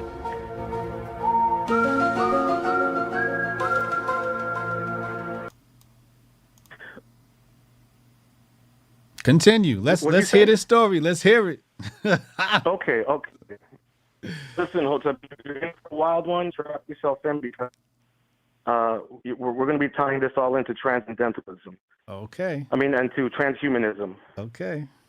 So what I realized was when I saw her profile, it said I'm a queer, non-binary socialist. And I'm like, okay. And you swiped right. Let's see what this is. Yeah, because listen, to be honest with you, Hotep, I've never experienced robotic pussy. So I was like, all right, let's go for the one, and let's see what this is all about. All right, so you swiped right, y'all connect. Did y'all text? Oh, yeah, we hit it off great. All right, what was the text vibes like?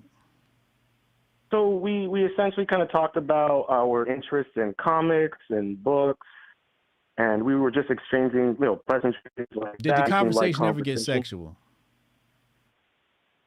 No, it wasn't until she came to my place that it got sexual. Oh, Lord have mercy. Okay, so, all right.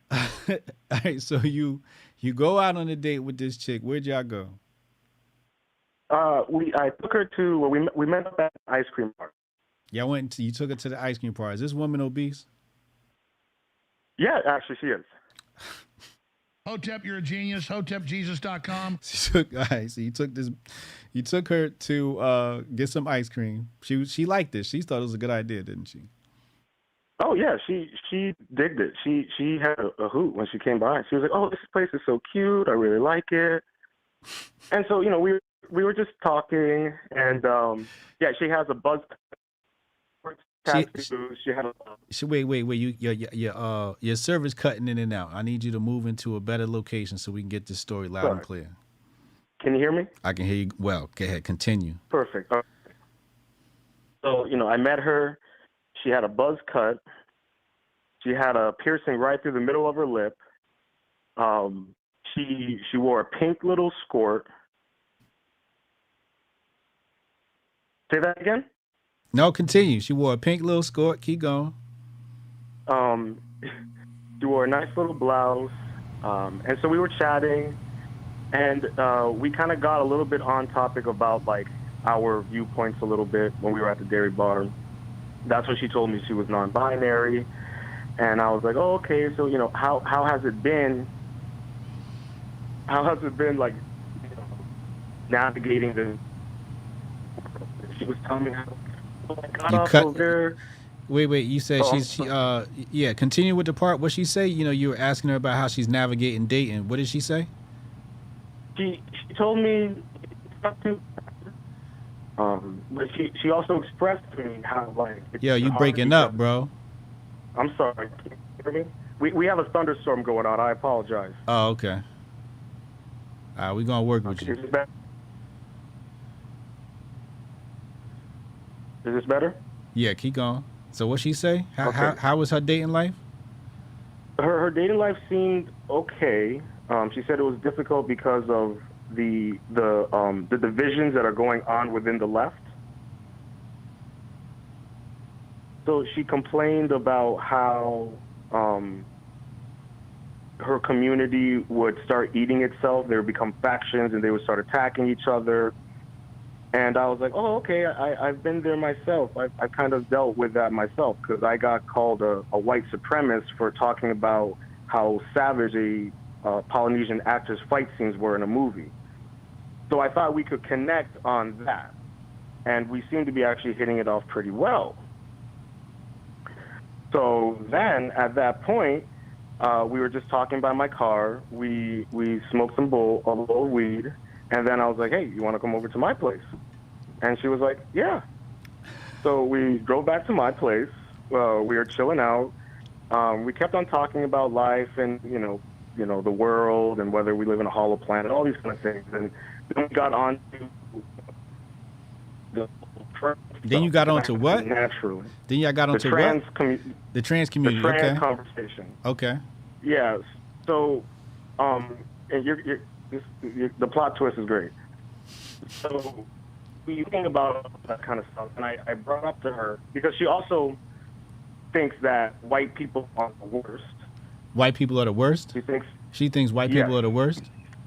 Was this a white woman? Yes. Okay, so she's a white woman and she thinks white people are the worst. All right, continue. And I was like, okay, what about the poor white people in, rural counties and what have you? It's like, no, they're still treated better than everyone else. I don't know if that's true, but continue. Yeah, trust me, I just humored it. And then when we got onto the trans conversation, I said one thing. I was like, hey, so don't you think it's important that if trans women want to compete in athletic sports, and I was like, if they want to, it's totally okay. But listen, you'll see why. You'll see why. Don't you think it's okay? Don't you think it's responsible for them to at least acknowledge that they're trans to the biological women, so that those women can choose whether or not they want to compete? And when I said that, she was like, they're women, and why would they do that? And I was like, I think it's important. So the conversation kind of ended, and then the next thing I know, I was taking her to my bedroom. Continue. And, I dicked her down well, a good time. And then after that... You like big girls? Listen, I am a man who doesn't mind his chunky monkeys to his athletic girls. I'm right now trying to cross off all the different nationalities on my bucket list. So I've already. Are you overweight? Me? No. I'm a little chunky. I would say I'm at like 260 right now. Okay. But I've done very well. Whether I get chunky monkeys to very athletic women. I'm a very charismatic guy. Okay, very, so you got game. Easy to. What? Yeah, I got game. Yeah, pretty much. I mean, I got game that I literally, I bagged a communist. So, I mean, I'd say, I'm pretty talented. So if you ever need me for any infiltration skills, any, honeypotting, I got you, Hotep. I got you. But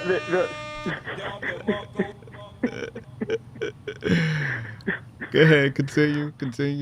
All right, so after our little rendezvous, we had a good time. We cuddled for a little bit. I walked her down to her car, gave her a nice little kiss.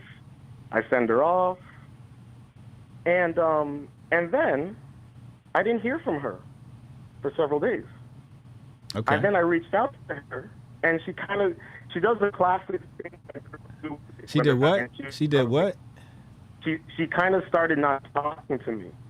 Did you wait? Hold on. After you smashed that night, you kissed her, you sent her off in the car. Did you text her the next day like, "Hey, I had a great time last night"? Yeah, I did. Okay, she I didn't respond. Like, hey, well, I texted her. I was like, "Hey, good morning. I hope you're doing well. I know you're going to a concert. Have a great time." she didn't respond till she got to the concert. Okay. And then she didn't respond. Then I texted her the following day, and she texted me later on. She sent me pictures of the concert. So I'm thinking, okay, everything's going fine. Yeah. And then she just like, I have very good intuition. I could sense something was up. I'm like, this girl's about to ghost me. So I sent her another text message. I said, hey, good morning. And she didn't text me till later in the afternoon, and she just said, hey, what's up? How are you? And I was like, okay, you're done with me. But I wanted to know what was the situation, like what happened. So what I did was, after a couple of days, I actually sent her a message, and I was like, hey, we had a really great chemistry. We obviously really liked each other. I think during our conversations, we got really, passionate, and maybe I may have said some things that may have offended you. That wasn't really my intention, just, a conversation with you. And I was like, hey, I think that, we can start fresh and just keep on talking. I really enjoyed your company, and let's, go from there. If not, no hard feelings, and I wish you peace and growth. Now, I said that because, and I'll get to why I said that about her. And she responded back, and she was pretty much said, our beliefs are too different, and I don't want anything to do with someone like you. I wish you all the best. So I was like, okay, that's fine. And it made me really realize what another issue that's going on with dating, with this whole transhumanistic ideology, the communist liberal ideology. And what I realized is that what I'm noticing, yet she told me that she liked masked men. She loved my hairy chest. She preferred men. So, wait, you breaking up. You said she preferred hairy chest men? Yeah, and she prefers black men. Oh, she prefers black men? And she prefers masculine men. Are you black? She said that. I'm Puerto Rican and Jamaican, so I'm a Caribbean brother like you.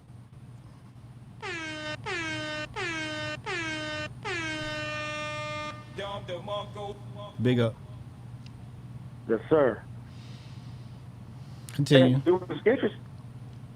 I was surprised that even after she told me those things about the type of men she's attracted to, that she still didn't want anything to do with me.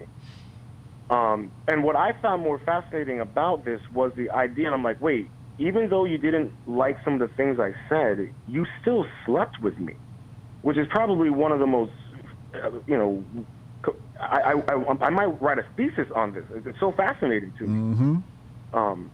And what I realized was, the whole idea of calling yourself non-binary is that you are essentially rejecting your humanity. Now, when it comes to her also hating her race and saying white people are so bad, it further adds to the whole idea of hating what it means to be human. Because regardless of the fact that whether we have, we're different races, nationalities, and cultures, what have you, in the end, we are all human. So you have this idea that's going through the communist liberal ideology that's pushing us to be non-human. And that also coincides when you take the vacation, but we're not going to get into all of that and how, the gene editing and what have you. But it all kind of coincides together, this idea of, okay, not only do we change your mentality to think non-human, we're also going to change you biologically to not represent what it means to be human. And so you're seeing this in the dating pool where I'm telling you, man, where I see women with their pronouns, they, them, hers, and I'm like, well, you gotta make up your mind, or non-binary, but they present feminine. So I'm seeing that there is definitely this reprogramming and lack of authenticity in women as well as men in the dating pool. But I would say that would be more in relation to lack of authenticity in women as opposed to men, because men can call out lack of an authentic man on the spot. Whereas opposed to with a woman, she has the ability to present authentic, but then when you find out her true colors, it's the complete total opposite of what you were looking for or inspiring in a woman or in a potential partner. So I'm just noticing that with these women who identify non-binary, or part of that spectrum, they don't identify with what it means to be human either. Correct. Yet they have this conflated ideology where I cannot identify as a human, but I want human dick from a masculine man. Correct. That's not how it works. So, you know, these zeros and O's, as I call them now, these non-binaries, I just call them zeros and O's because they're acting like robots. They're acting as the hive mentality. I got a video on this shit.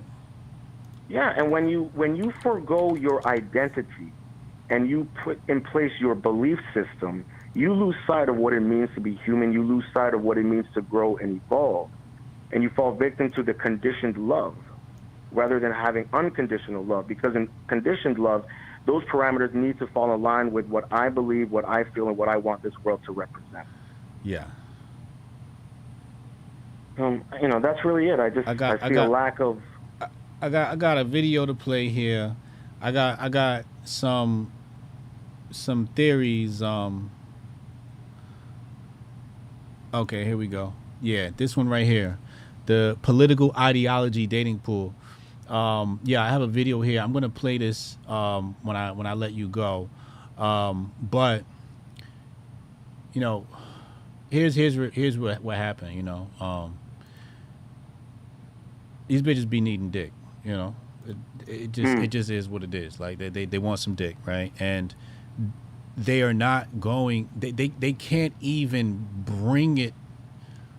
They can't even bring it upon themselves to date one of these cucked leftist dudes because it doesn't turn them on. Because you can, like you said, it's no longer human, but when it comes to sex, there's something very carnal and natural about women where, because even if you look at the studs and the way gay, they pegging each other. They put on a fake phallus. They really put on a fake phallus. So it tells you about the power of the D. Okay? The power of the D. So they want some D. They need to be penetrated. They need to feel that. Okay? The problem is they can't even get moist around these liberal jacks because most of them want to be women. And if they don't want to be women, then they're just like total like beta cucks, and it just turns them off. So what they want is they want to be around somebody like you, somebody they can sit down with and stand their ground during the conversation, make their points, and it'd still be like, all right, can we fuck now, right? Mm-hmm. That's what they really want when it comes to dating, and that's why I have that video I'm gonna play when I let you go. But now I'm questioning, did you fuck her or did she fuck you? Oh, I fucked her. Okay, you may have penetrated her. You may have dominated her in the bedroom, but I think you got fucked. I mean, I don't think... I'm going to tell you how I know. Because she ghosted you after. Yeah, and you didn't ghost her. She ghosted you. Yeah. Right? Now, that's not to say this is a bad thing. I've been fucked before. There's nothing wrong with being fucked. You should be happy you got fucked, okay? But it just points to how these women operate. She can't be seen with you. Are you serious? She will get excommunicated from her community for communicating with you. She snuck off and got her a little something, something. Now she has to bury the evidence. She was sleeping with the enemy. You see what I'm saying? So that's why I say, you know, I feel extra confident now. I'm going to take that as a compliment. You should. You should take that as a compliment. She's afraid she might get caught up. Like, oh, shit. I had the time of my night last night. I can't call him back. Okay?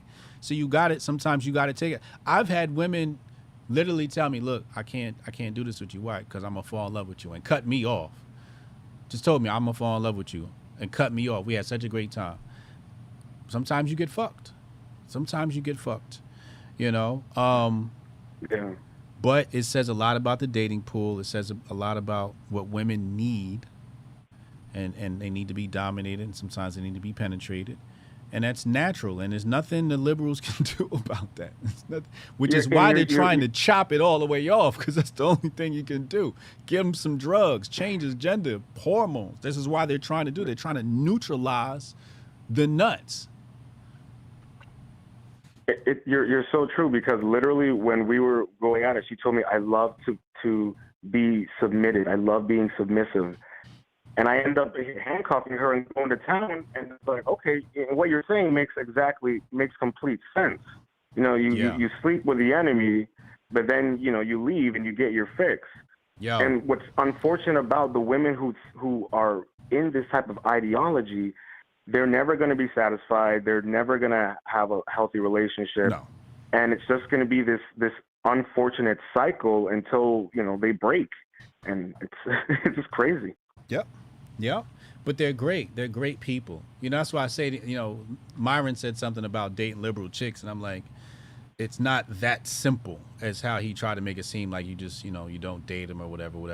You dealing with crazy, as you can see. You definitely dealing with crazy. But as Tari said, he made a chick a fan of Matt Walsh, right? So there's always those opportunities to red pill people, because the thing is, they're not allowed to have conversations with us. That's why they block. They hit the block button, because they're not even allowed to have a conversation with you. That was in a presentation today. You know. Yeah, you're absolutely right. And before I let you go, I just wanted to read one little paragraph to you. Okay. A little something that I wrote. When we embrace the true self, we embrace our potential, a potential that can exceed far beyond our fears and share light on our magnificent aspects of our potential. Peace and joy are fundamental by embracing self-actualization. This allows a fully functioning person to actualize all their potentiality that is found within the art of living. Individuals who refuse their call to adventure, they remain dormant, unfulfilled, unrealized, never actualized, remaining ignorant of the true self, denying the soul of revelation.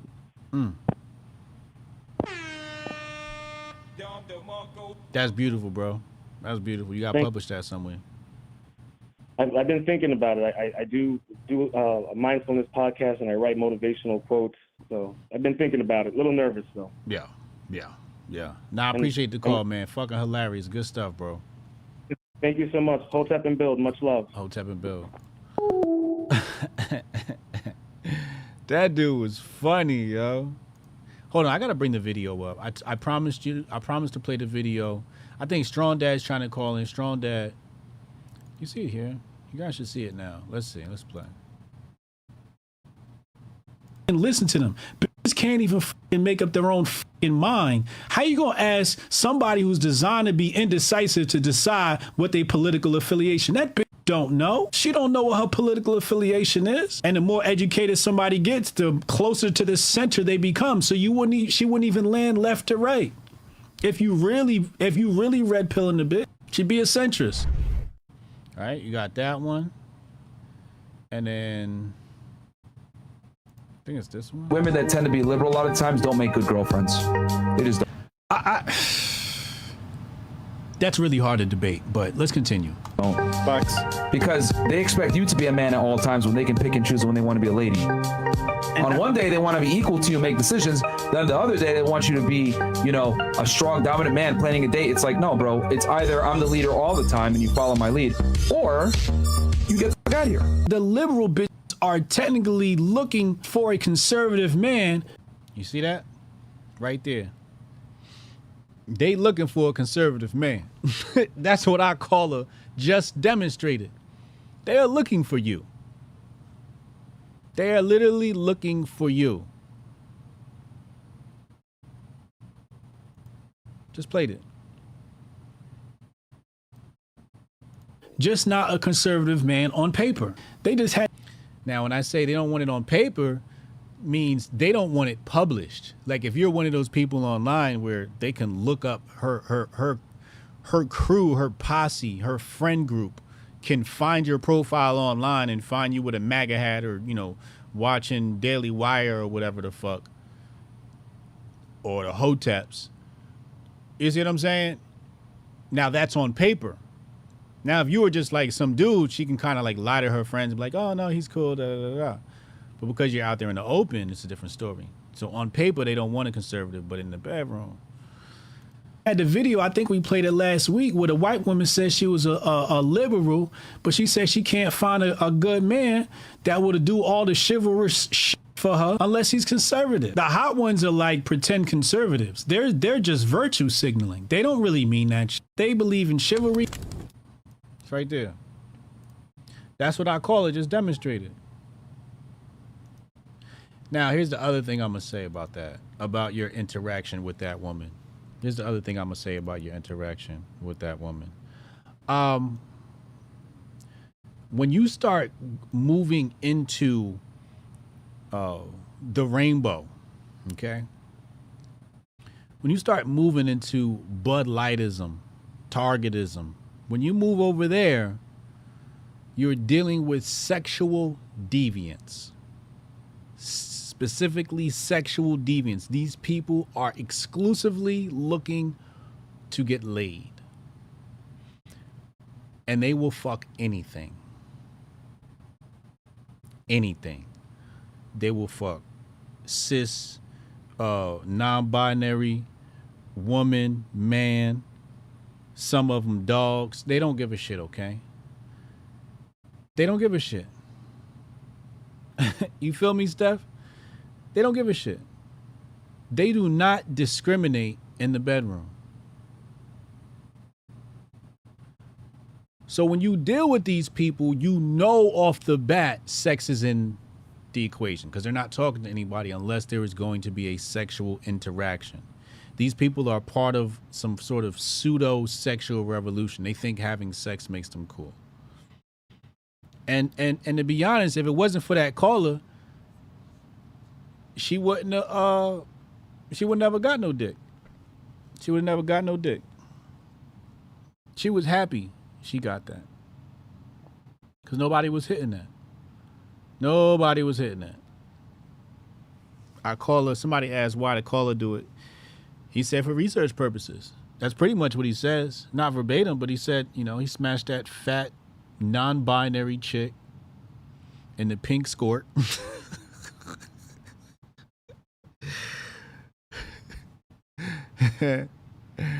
He said he took that bitch to get ice cream. Yo, next caller, you could get in here, man. Pause. He took the fat bitch to get ice cream. Yo, when he said ice cream, I knew it was a fat bitch. I knew it was a fat bitch. Had to be. And she was happy as hell. Oh, man. Not the pink skirt. Oh, Lord. Her thighs was probably popping out of that thing. Call from Strong Dad. Strong Dad, what up, yo? What up? What up? What's good? Hey. So listen. First of all, just a disclaimer. My criticisms are not me being mean. If you're tuning into the show, here we go. If you're tuning into the show and I criticize you on something, just say it. Just say it. Just say it. Yeah. Okay. So first of all, let me just say to the caller previous, two callers previous, liberals, communists, and socialists in this day and age don't differentiate between themselves. When I was out there protesting, they all marched together. They all sat in groups together. They all traded philosophies. And when you listen to their philosophies, one thing you learn is that none of them actually know what they're following. And two, whatever they can actually pin down as as some sort of guideline, they all agree on. None of them differentiate between themselves. They all see themselves as the same type of person with a different flag. And sometimes they'll even wave all flags together. So, I mean, it is important for history, for historical value to differentiate between who is who, but when it comes to taking action against them or understanding them as a people, they're all the same. They all see themselves as the same. And you don't have to do much guesswork to figure out what a liberal thinks. You can listen to a communist and the same for a socialist. They all really do think the same thing in this day and age. All right. What's the next point? And so this goes into the next point. The last caller, my brother, you were not doing this for research purposes. Men don't have sex with women for research purposes. They have sex with women because they want to have sex. And if they're going for non-binary women, it is out of desperation. My brother, stop fucking non-binaries. I don't believe that. I believe it. I want to argue on behalf of the last caller. I would like you to argue, but I'm gonna just say this because, like I said, when I was out there. Hold on 1 second. I gotta say it before I forget it. Curiosity.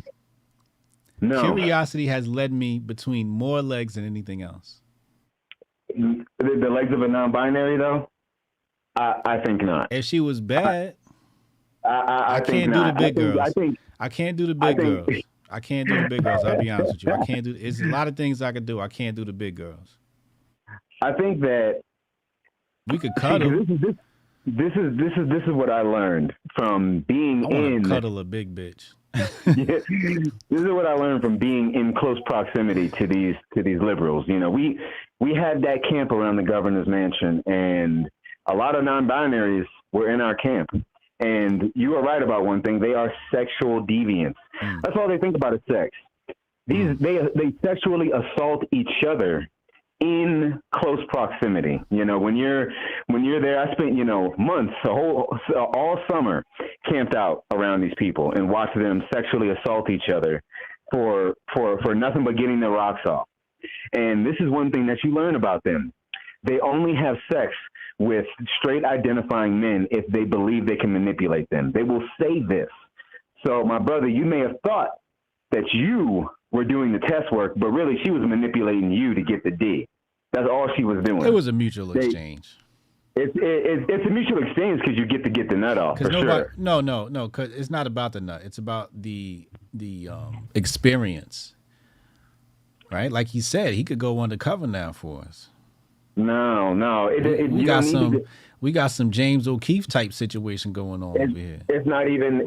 That's like penetrating the. That's like going undercover in an organization who already tells you who they are. It's not hard to figure out how. You still need somebody on the inside of the group though.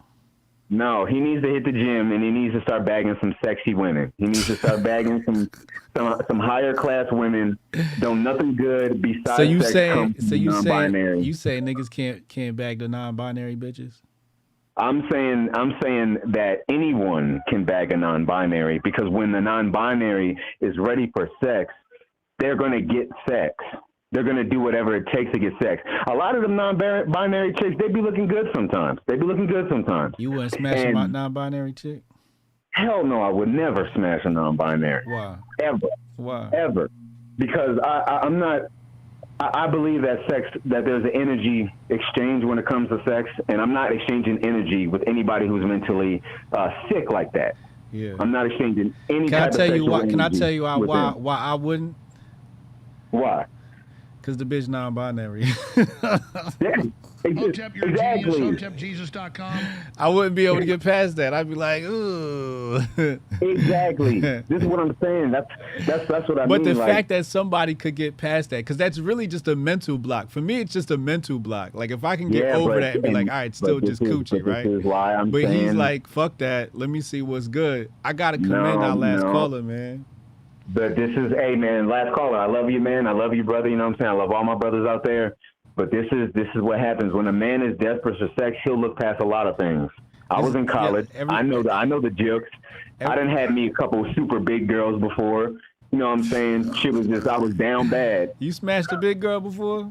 I lost my virginity to. You lost your virginity to a big girl? To a big girl. And let me tell you what. She wasn't just like a normal big girl, because I like them thick. No, she was the kind of big girl that I didn't want nobody to know afterwards. I didn't, you know what I'm saying? I didn't want to hold her hand, nothing. all that. So, and it was mad desperation. It was mad desperation. When we're desperate, we look past anything. We look past anything. And that's different from wanting to explore for curiosity. Wanting to explore for curiosity is like, oh, I'm a hit me this Latina chick, you know what I'm saying, or something like that. Like you're like, ooh, what's this flavor? You know what I'm saying? But nobody goes to Baskin Robbins and asks for the worst sample. They want the best thing. You was desperate when you lost your virginity to that big girl? Oh my gosh, man. Living out, and I'm telling you right now, I wasn't always a confident dude. When I was young, I was not very confident. There was a lot of things that I was working on. And it just showed. And I was a super criminal. I was a super bad kid. So the pretty girls didn't even want to mess with me out here. 'Cause, you know what I'm saying? I was stealing from everybody. It was bad. So just trust me. Trust me when I say it wasn't worth it. It wasn't worth it. I would have gladly taken that virginity card back. Insane. I can honestly say I've never had a big girl before. Hey man. Twice in my life. The first time, and then there was another time in my life where I almost got with the big girl, but her profile picture, this was when, like Facebook, this is before Facebook, like MySpace and all that. And, the pictures were mad deceptive. You ain't know nothing about the internet like that. And man, I went to go meet her in the skate shop. And I came walking around the corner, looked at her, and hid in the clothes rack. Because I was like, oh, hell no. That's when my standards started to increase. You dipped on her? Oh, I dipped. I hid in the clothes rack until she left the store, because the doorway was big enough that if I walked out of the doorway, she was looking in my direction. So I just ducked down and hid in between the Thrasher shirts and just stayed there. It's really fucked up. It's really fucked up. It's really fucked up. I should have gave that big bitch a hug and took her out and took her to ice cream. Repented for my ways. I have repented for my ways, and I live a life of atonement. So I understand. But I'm just saying, man, y'all cannot be bagging non-binaries, man. Don't poison my best friend is like this. He will get with any chick, and I tell him, this is why you have so much trouble right now, because you're poisoning yourself with these hoes. You need to, if you're going to explore, you know what I'm saying, the lighter side, but don't poison your body with these hoes, young men. Don't poison your body with these non-binaries. They're not good for you. They're not good for you. You're right. All right, man, let me get some more callers, man. Wait. I got one last thing. All right.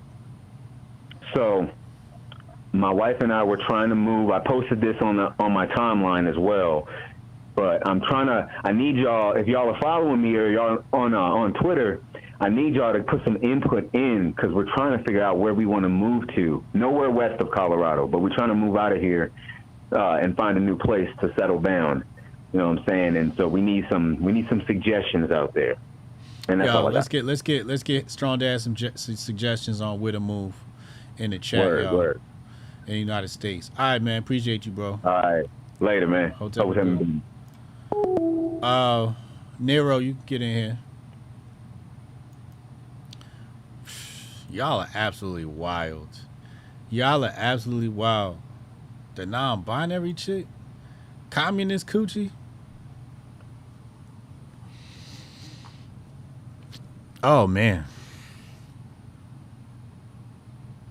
So we got intellectual today. We got ratchet today. That's how it goes on the Grift Report, man. It's a special episode. We're here tomorrow, 2 p.m. for another special episode. We're going to be here with... Hold on. I'm going to tell you right now.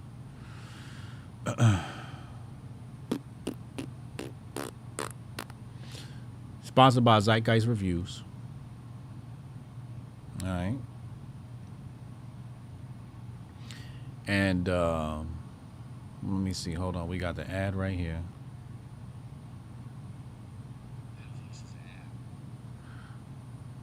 All right. Yeah, we got the ad right there. And hold on. And then we'll be watching the film tomorrow, the conspiracy theory film. 2 p.m. 2 p.m. That's gonna be super dope. Hold on. Here's our next caller. What the fuck? It just dropped. Your call just dropped. That was weird. And the number's not appearing in the missed calls either. That's weird. Hey, caller, call back in. Whoever that was. Call back in. I missed the call. The callers are lunatics, bro. Y'all are freaking crazy, bro. All right, let's go back. Where was that again? Here we go. David Icke, Illuminati lizards, Queen of England and all of that.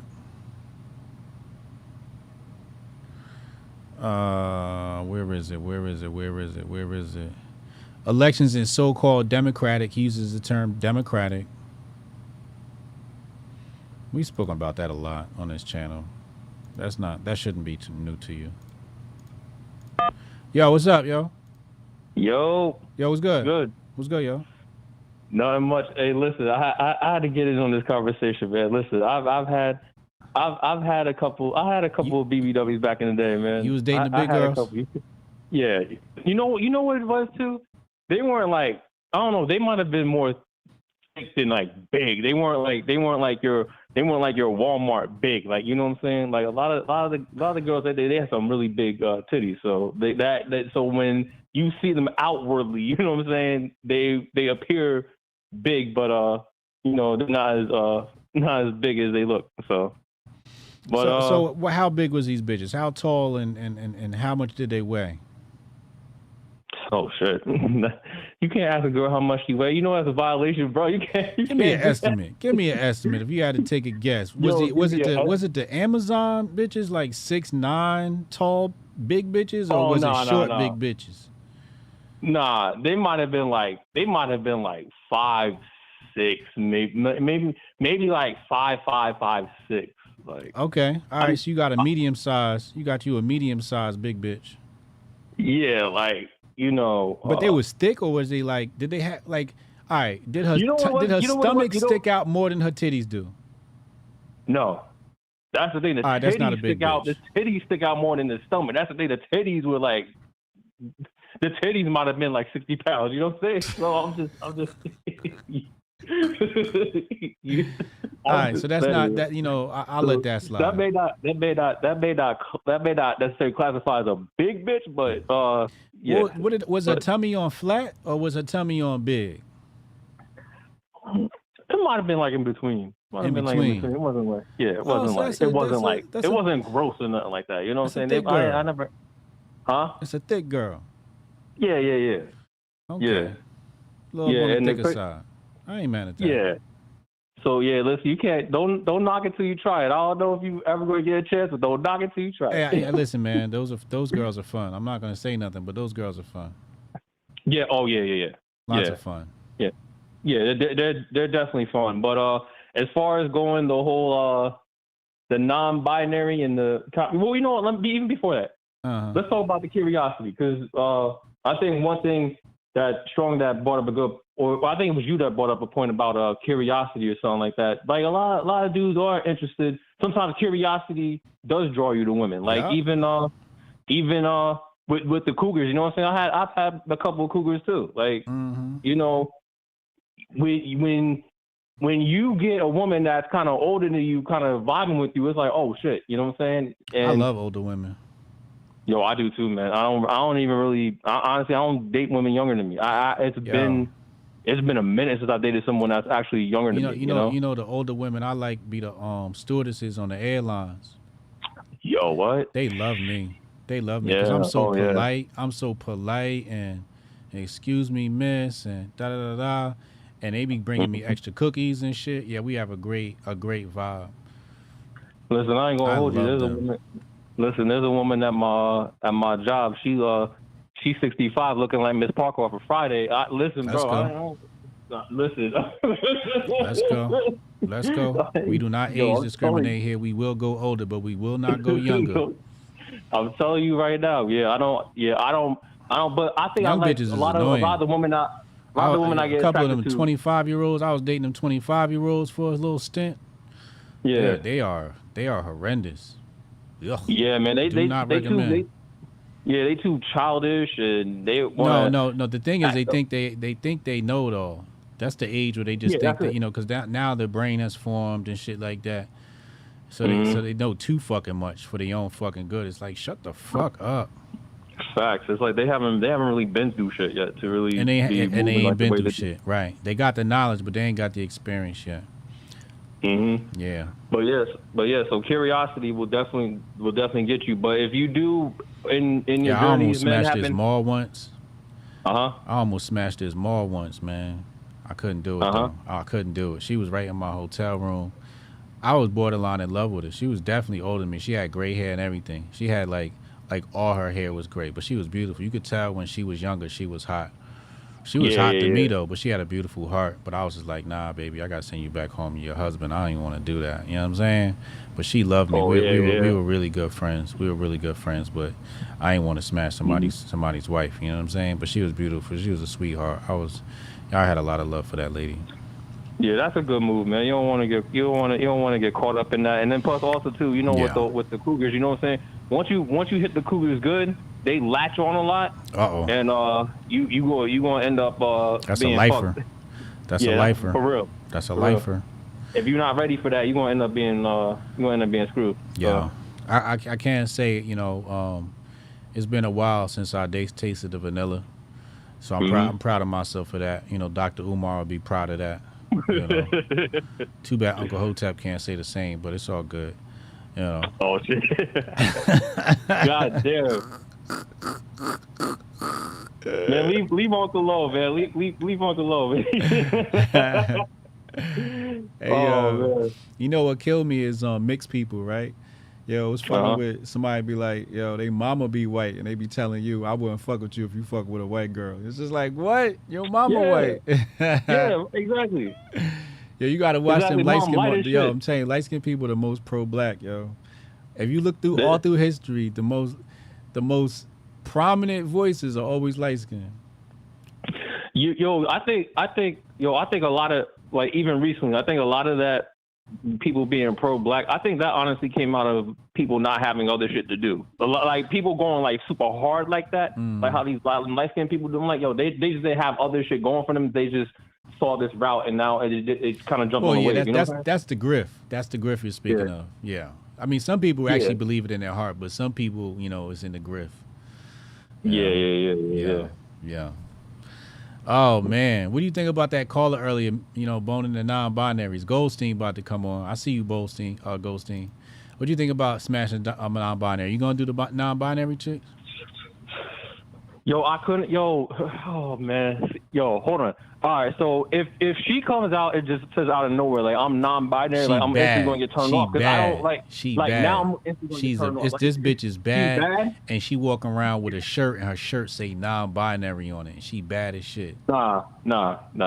Because you know what it is? Because I go for intellect. So like intellect to me she's is smart bad. too. Like, she's smart too. Like, but see, the thing is, but she's probably not going to go around advertising she's non-binary. She's like, it's on her shirt. Smart like that, you know what I'm saying? It's on her shirt. Is you smashing it now?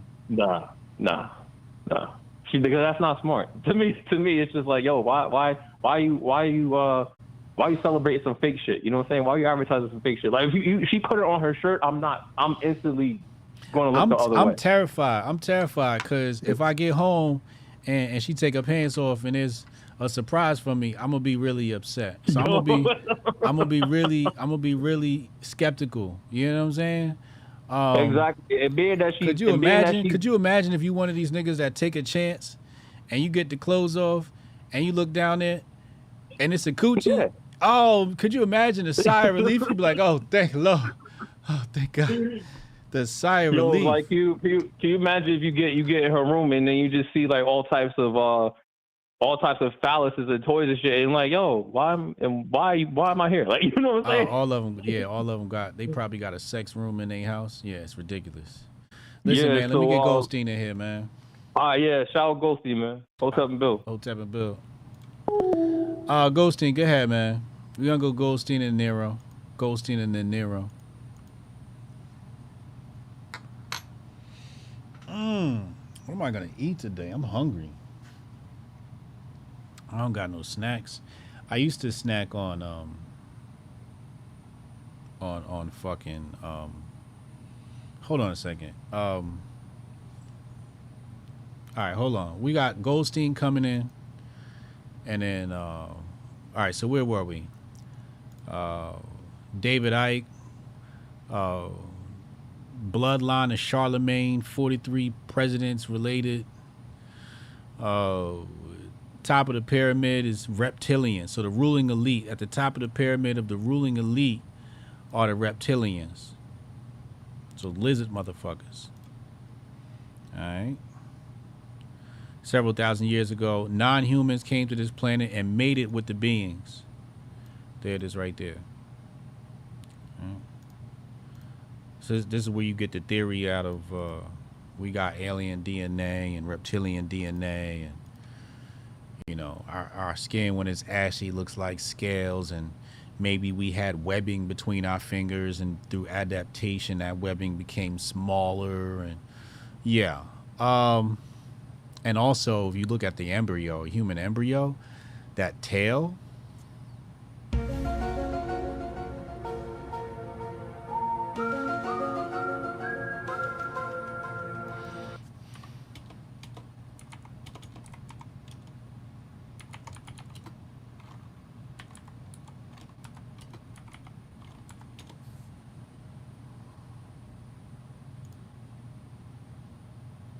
Shit look creepy as shit, bro.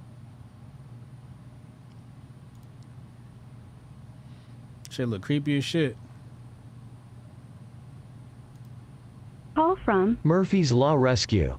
To accept, press. Goldstein, what up, yo? I missed the whole goddamn stream today, bro. Oh man, where was you at? You Well, taking where'd care you- of animals? Yeah, I had an adoption event. I just got back from it, but Okay, how'd that it was go? pretty successful. We had 7 adoptions, so that usually we average about 3, but today it was a little different for some reason. Mm-hmm. So it was a pretty successful day. That's dope. That's dope. Hey, listen. Listen. We had a caller call in. Today's presentation was on communism. Parallels between then and now. We had a caller call in and say that he went out on a date with a non-binary female. Right. Did you hear that? I didn't hear any of it. All I heard was the last homie from the point where you guys were talking about what was he talking about? Where you were talking about the older white lady. From that point okay. All right, got you. So we had a caller call in earlier. He gave us his own account of dating a obese, non-binary white woman who hated white people, had a piercing right through the middle of her lip with a pink skirt on, took this big bitch to get ice cream, took her home, had a discussion about politics and life, philosophy, all of that, and then smashed. Then she ghosted him. Damn, he in bad shape. That nigga's in bad shape right there. How you let that happen? Hey, from the point where you said non-binary on, out of pocket, how the fuck did you let that happen? He said he was curious. He wanted to see, because he said he has a checklist. And he's going down his checklist. He said he's going down racial checklists, and he has basically a bucket list of types of girls he wanted to date. And he was on the app, and he said, so non-binary. So he swiped right. He was curious. You can't be that experimental. That motherfucker gonna find dick in his mouth soon. Real soon. And then be like, well, he gonna be on some Mike Cernovich shit. Just horrible. Just horrible. That nigga losing all the way around. I feel bad for him now. Shit. Oh man. I guess he seen yesterday's stream with dude on the spectrum and said, you know what? I got this. I got this. It's easy. Well, here's what I told him. I told him he got fucked. He didn't fuck her. Whether he dominated her in the bedroom or not, he got fucked. Yes. Do you agree with that? Oh yeah. Okay. Oh yeah. Yeah. That was far more beneficial for whatever the fuck he was doing, for whoever we was doing, whatever they call them, non-binary, whatever the fuck they are. I don't know what you even call it. Are those the they thems? That's the they thems. Okay, yeah. But that was far more beneficial for they than it was for him. Ridiculous. She also mentioned that she can only date or have sex with or be around in that manner conservative type men. What do you make of that? That the bitch is probably more sane than her pronouns would suggest. She's probably more sane than her pronouns would suggest. You know, there's levels to this shit. Yep. And in my opinion, with you thinking along those lines and having that preference, the they them is just attention seeking. You don't really mean that shit. Correct. That's all that is. Correct. It's conformity. That's it. Mm-hmm. Yeah, that's I'm convinced at this point that the they thems is the equivalent of the all black teenager. You know, teenagers go through that phase where they want to wear all black, paint their room black, have black sheets and this, that. They them is the modern day equivalent of that shit. That's it. Yeah, well, you know, I told him he did mention that he could be a spy for us and infiltrate the LGBT community and potentially feed us intel and information, et cetera, et cetera. Do you think that's a good idea or beneficial or any pluses there for us? Nope. You've been compromised. Huh? You've been compromised. It's like saying, okay, yeah, I want to go in depth and find out what the life of a junkie is by shooting up. Nope. You've been compromised. No. Your Are opinion, you saying that if you try to infiltrate, you will get in too deep? Yes. Wow. As evidenced by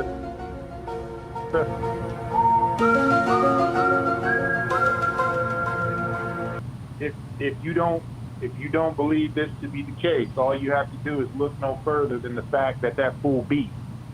He beat, right? Now all it's going to take is for some bitch to really put it on him, and it's a wrap. He finna be flying flags and some more shit. There's too many thick niggas out there that just lead with that shit, and it's been like that since the beginning of fucking time. Look at Adam. That nigga was susceptible like a motherfucker. He said, "Fuck paradise. I'm rolling with this bitch." We just gotta assign him a check-in officer. You know, he'll check in with us. We'll get a check-in officer, and he'll detox, and we'll detox him. You know, maybe on a bi-weekly basis, pull him out. You know, let him get a breather, be around straight people and what we're like, so he doesn't get compromised. You're definitely right. This is cause for concern. Yeah. I can't rock with him as far. You can't put him in no real important role. If you want to do that on some just like, we just got to put a wire on him. I just need to attach a wire to him. Get him in the room. If he can get in the room, we can attach a wire. He can wear a wire and get information for us. Be like Donnie Brasco. That's exactly how it's going. Yeah, exactly. Yeah. Man, good luck. Wait till we about to meet. I'm about to meet a black James O'Keefe. Oh, buddy. Oh man, listen. it's good theory, but there's a lot of moving parts there, bro. So you're gonna. But remember, you were talking about the content, like you said, the blind date. We're gonna put that shit together. You know what I mean? Hell yeah. Hey, what's up with your boy though? Scott Peterson. Who? What's his name? Not Scott Peterson. That's the dude who got his dick cut off. Scott Gilbert. Oh, Scott Adams. What about him? Scott Adams. Yeah. What's up with look, check this shit out, bro. Remember what I was telling you the other day about how there's this wave that people are riding of masculinity and sanity and all this shit returning? Yeah. And I think that shit is all by design. Yeah. Well, Scott just dropped 2 tweets about 2 hours ago that I looked at and was like, okay, well, Scott sees the same thing. But then when I see Candace Owens co-signing one of them, I was like, oh, yeah. What the fuck? Right? And that was the masculine energy is taking hold again, and I see like a corrective change. I'm not saying it correct, but that's the gist of it. You know what I mean? I'm seeing this corrective change happen, and then masculinity's taking over again, or some shit like that, and then male energy is rising. Yeah, Candace Owens co-signs that with agreed, right? Like Scott sees it. Scott be on some shit. He be looking forward. You know what I mean? Now my question is, how deep is Scott in the mix? How deep is Scott in the mix? Because like I said, I thought this shit was coming. That's why I put in my bio, the age of the strong man is upon us on Twitter when I first joined Twitter back in December. That's my bio. Because I've seen this shit coming, but I've also seen this shit coming as a ruse. This is a ruse. This ain't real. This ain't what you really think it is. This isn't sanity taking hold again. Mm-hmm. This is let's advertise the left and how insane they are, so that way when we come with this wave that the right is taking things back over, everyone will accept what we want to do to the left, and by accepting that, you're doing it to yourself too. Because how else do you disrupt a free society? People aren't just going to willingly give over their rights. That's correct. But they will give over their rights if they feel like they have to, if they feel like they're in a war for their survival. Mm-hmm. Mm-hmm. That's what all this shit's been billed for. You know, you got just like everything, with all of it. Trump coming in as somewhat of a strong man. You know, all the fucking shit that is allegedly happening to him that could people are buying into this hook, line, and sinker. Like, oh my God, they're after Trump, None of this shit sticks. None of it will stick. None of it can stick. Right. From day one, like I said, from very fine people all the way up to these cases, none of it was constructed to stick. All of it was a show to make you think that there's this pervasive movement of the leftists that's just trying to take it all over, and then here comes the right, and then they're going to, you know what I mean? It's like the WWF. It's a game. Just like, yeah, when they got the heels, they ain't really, you know, beating you up in front of your mama right there in the front row. That's not real. You know that, right? Mm-hmm. And that's the same thing that these people got to understand who follow all these politics. This shit is not real. This shit is a show. Yeah. What's the question? Well, I mean, the question then is, why are they putting on a show? So is he wrong when he says male energy is rising? No, that's the thing, is they're telling you the truth. They're telling you the truth, but you and I both know the truth can be manipulated just as easy as a lie. Just as easy as a lie. You know, it just takes the right manipulation tactics. You know? That's like correct. with this Ron DeSantis bullshit. This Ron DeSantis bullshit, yeah. Everyone knows slavery was bad. Yes, everyone also knows that blacks benefited from it to some degree. There's not a tragedy that has ever happened that people didn't benefit from some degree. P. Dog Knight said it. What P. Dog Knight said? He said it earlier on one of his posts. He said, yeah, if I put my hand on a hot stove, I'm going to benefit in that I know not to do that again. But that doesn't make me doing it beneficial. That doesn't make me doing it any less fucking like harmful. And what you take away from that is you tell people about that same stove so they don't get into the same bullshit. That's the takeaway. Yeah. Not that, oh, I learned this great lesson or that was beneficial to me. Right? That's how you manipulate the truth, though. You tell people the truth, but your version of it. Right. And it's just that's what I see happening in politics. That's the main shit I see happening in politics. That's why I don't trust none of them. I can't trust you when y'all was just at each other's weddings 10 years ago. I can't trust you because people over 40, they very seldom change their stripes. You know, you get set in your ways. You know, you get set in your fucking world views. But you let these politicians tell it. They changing their motherfucking whole world view from one election to the next. That should be a red flag to anybody. It's like, nigga, you 80 plus. Ain't no way in fuck you all of a sudden have this epiphany at 80 plus. That shit don't happen. Right. You know what I mean? Right. So it's just, I don't know.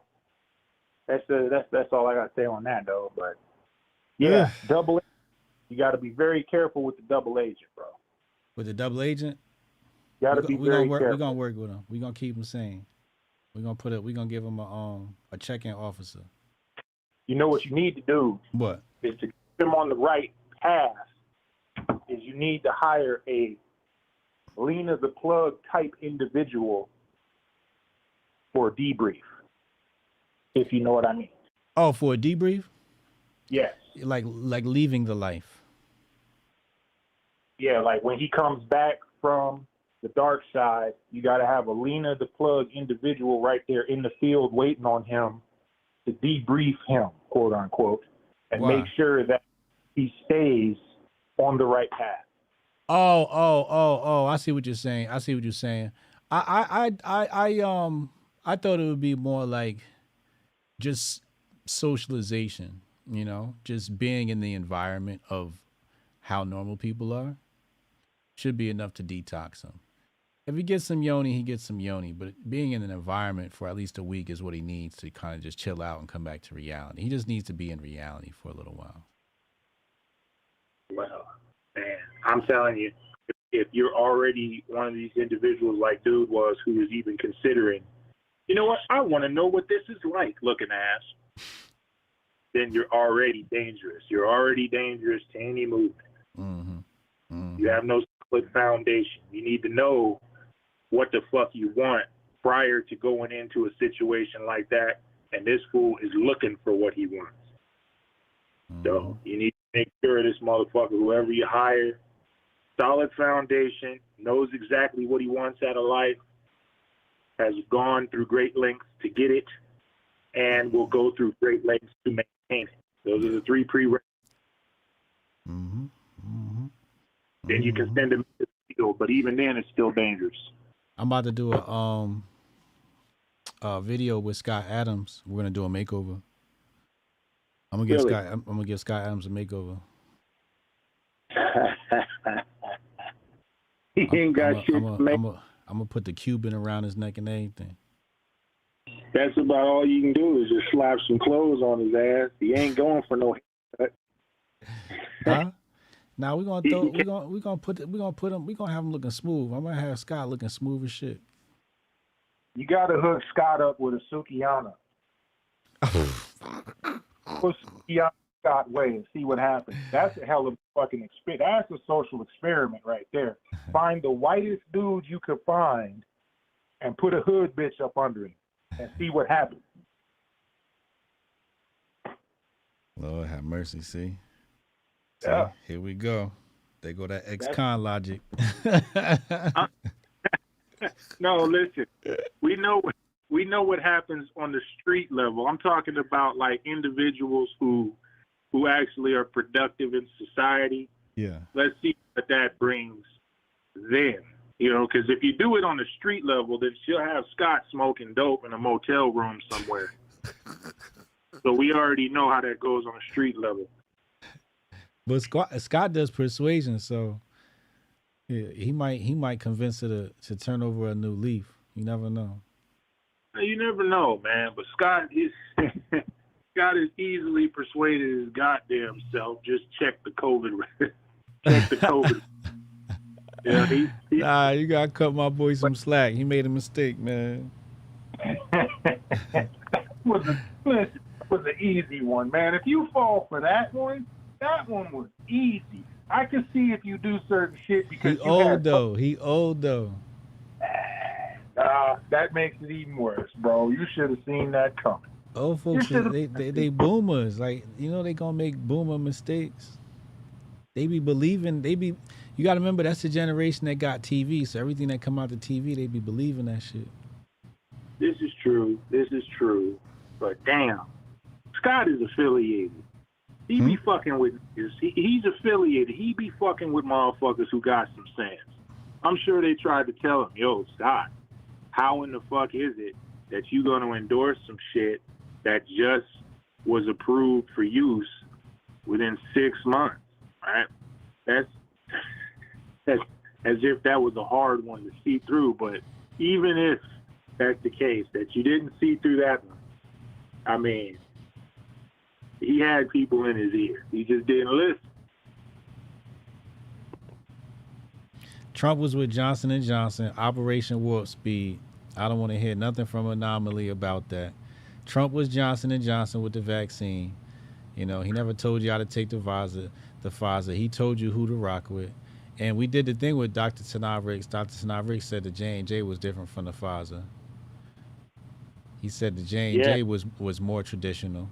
It wasn't the mRNA shit. They were completely different technology. So if you went out there and you ran and got that mRNA when Trump told you, hey, if you want some shit, get this one, that's on you.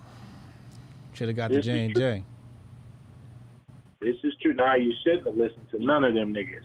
This is what you shouldn't have listened to none of. Trump was just the fucking, what is it called when you lightweight do some shit, like you try and ease somebody into some shit. Yeah. You know, because that's what Trump was. He was the gateway drug to the mRNA. I don't think so. You don't think so? Maybe by accident, but on purpose. Trump was sitting there like, the news was saying the vaccine's not ready. And Trump like, what are you talking about? They established a patent 3 years ago.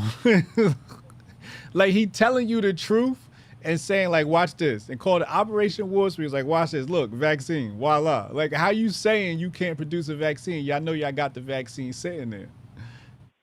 So he he in a way, he be red pilling people, you know what I mean? Like, but I think that was his arrogance that maybe got him into trouble, because he's saying he's saying, you're telling me we can't produce a vaccine. Meanwhile, I got people ready to present a vaccine. Yeah. Never attribute to malice, they say, you know. I mean, never attribute to malice.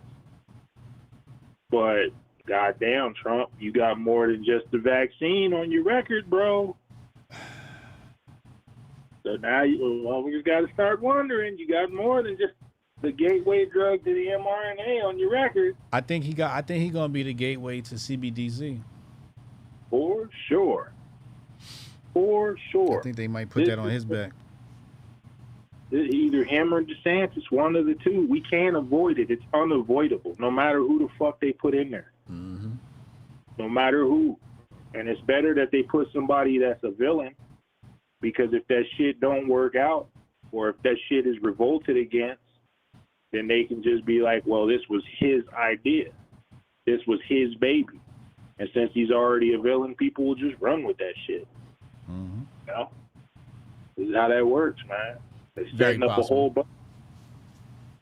DeSantis is a villain. Trump is a villain. No matter who the fuck they put in that White House, they're gonna be a villain. If you would have told me that they would have made Ron DeSantis a bigger villain than Trump, I never would have believed you. No. I'd be like, what? I mean, I didn't think that was possible. The fact that they've made him, I'm like, wow. So easy too. So easy. Yeah. I've been saying Ron DeSantis was the new Hitler for months now. Not that he actually is, but that he was going to be billed as that. He's going to be billed as the quote unquote strong man. He's a villain right now, but what happens if they arrest Trump and he's disqualified from running? What happens then? Now he's the strong man that the right wants. Now he's the strong man that the right wants. Because he's going to he's going to grift off that shit. I'm going to save Trump. I'm going to pardon him. I'm going to do this. We're going to take it to the deep state. This is crazy. I've been fucking shown the light. No longer agree with X, Y, and or Z. I'm on this level now because this is the most dumbest shit I've ever seen in American history. You know the fucking spiel that'll come as a result. Mm-hmm. But he's already been shit. Yeah, he's been billed as the villain, the strong man, the whatever you want to call him. He's the guy who's been banning books. He's the guy who's been banning curriculums. He's the guy who's been fucking banning corporations. He's the guy who's bringing the hammer in everything. He's more further right than Trump. He's all those things. So now all it's going to take is for Trump not to be able to run. And boom, this country is screwed. And he's going to name Vivek. Like I said, he's going to name Vivek as the czar to deal with black folks. To shut down BLM and all the other fucking radical elements within the black community.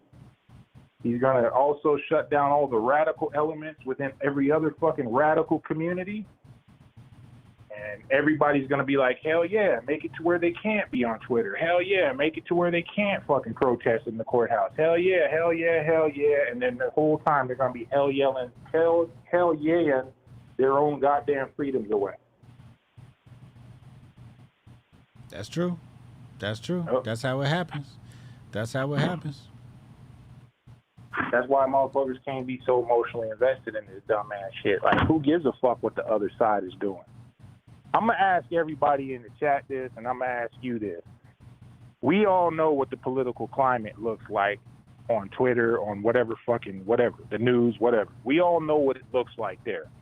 Now, how much of this CRT, LGBT, communism, and if you're on the left, how much fucking oppression and how much of that shit do you personally deal with in your daily life, day to day? How much do you see in your own life, in your community, in the lives of the people you know? How much of it? Because I can guarantee you 90% of it is based off what you see on the fucking screen. Facts. You barely see any of it in your everyday.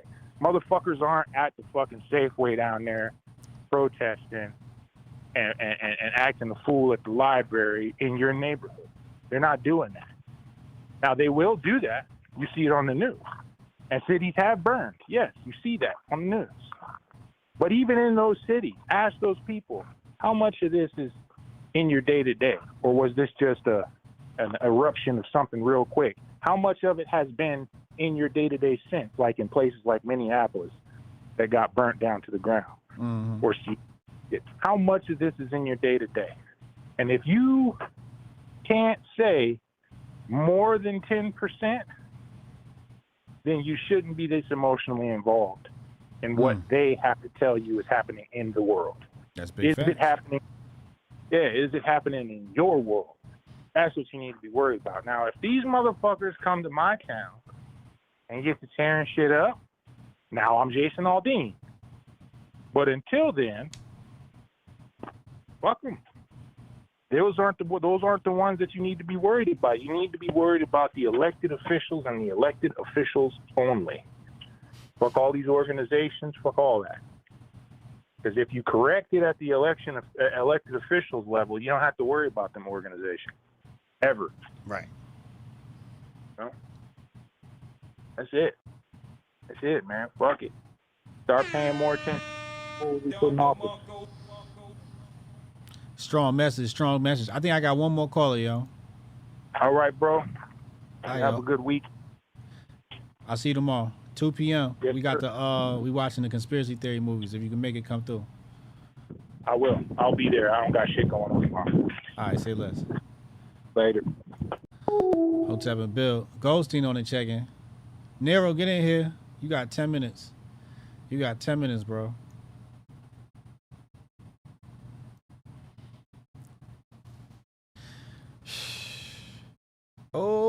It's a funny world. Man. All right, let's go back. Masculinity's on the rise? That's what they saying? Masculinity's on the rise? All right. I hope so. All right, going back. Where were we? Illuminati. Is that you? Call from Nero. Nero, what up, yo? What's cracking, huh? What up, what up, what up, bro? What's going on with you, man? Man, what's going on today? What's in the ether? Is it the full moon or something? You said what's what? going on? Is it the ethers or something? What's going on with the callers today, man? Yo, We got infiltration going on. Yeah, got all types of... your volume fluctuating. What's going on with your volume? Your audio sound crazy. I'm walking to work. Oh, you walking to work? Okay. Bus and shit. All right, is that better? Yeah. All right, man. Yeah, you got all type of mischievousness going on, man. You got infiltration going, espionage, motherfucking. There's some high level government shit going on right now, man. Something in the air, the ethers, the full moon or something. It's something in the air. Crazy. I'm telling you right now, it's something in the air. I don't know what is going on, but if you ask say Purple Rain? Listen, they was beefing all week. Chemicals. It was Rolo versus Brittany. I think the Libertarians was arguing. Oh my God, it was so much beef this week, man. Hey man, they're trying to make everybody fucking bug vegan. That's why they putting so much beef in the air, niggas. They trying to get you on bug food. They trying to implement the controls on your fucking mind, nigga. Put the stress on your ass so you just fucking give up and be like, whatever. What we doing? What's the next topic? Oh, okay, this is what we gotta believe. All right, well, my bill's gonna be paid, nigga. Am I gonna have some non-binary coochie at least? Oh, okay. All right, whatever. Some niggas are just fucking happy with that. But man, I want to get on your caller right now. Like, you gotta, like, when it comes to these non-binary people, like, if they white, you leave them alone. The only ones we fucking is the sisters. Wait a second. You gotta save the sisters. You said if they white, leave them alone. What do you do with the rest If of they them? white, leave them alone. They robots, nigga. Y'all cool? You feel me? Like, leave them alone, nigga. And what if they not white? What if they not white? If they not, you gotta save God, man. You gotta save your other half right there. You know what I'm saying? If she bad, of course. You know what I'm saying? Yeah. If it's a woman, black woman, you feel me? Can't leave her hanging because somewhere some trauma, nigga. She ran to the nearest, you know what I'm saying, lifeboat, and they, you know what I'm saying? Shoot, it's good out here for a trans. It's good out here for a supporter of that shit. What? Iraq's what? Birkin what? Yeah. And I get to flex on fucking black men who I've been programmed to hate. This shit is lit. Ooh. What, you know what I'm saying? Sexy Reds out here. You got all the ratchet program, you know what I'm saying? Yeah. But, you know what I'm saying? But if it's a sister, you know what I'm saying? The cure is only as strong as the biggest disease, you feel me? If you really got dick like that, you feel me? You know what I'm saying? Shout out to all my Africans, you feel me? Real Africans, you feel me? In the West and the East, you feel me? If you really African, nigga, you gotta, you know what I'm saying? Like, I used to be like a chubby dude, you know? No intangibles yet, you know what I'm saying? I put through life a little bit. And you gotta respect and appreciate all them fat, ugly hoes, all them bitches who gave you the confidence to be the man you are today. You feel me? Yeah. So out of respect, you know what I'm saying? Like, I do a thing every year, you know, I give out charity gifts, you feel me? I'll see a girl who's ugly, a little fat or something. She a cool ass person, you feel me? She's just struggling out here, you know what I'm saying? I'll give you So is she life-changing she non-binary? You going in? Oh, no. I've never personally explored them territories, but I'm talking about in What if she general, was like, bad? The non-binary? Yeah. If it's a bad black woman, of course, man. I think I She had a shirt on it said non-binary on it. You going in? You gonna take the chance and see if it got a dick or not? she gonna, you know what I'm saying? I was on deployment. You know what I'm saying? I was in Thailand. You just got to take it down to caveman tactics. Like, yo, I gotta see it. I gotta, yo, is that place? You gotta do the grip check. You feel me? Okay, all right.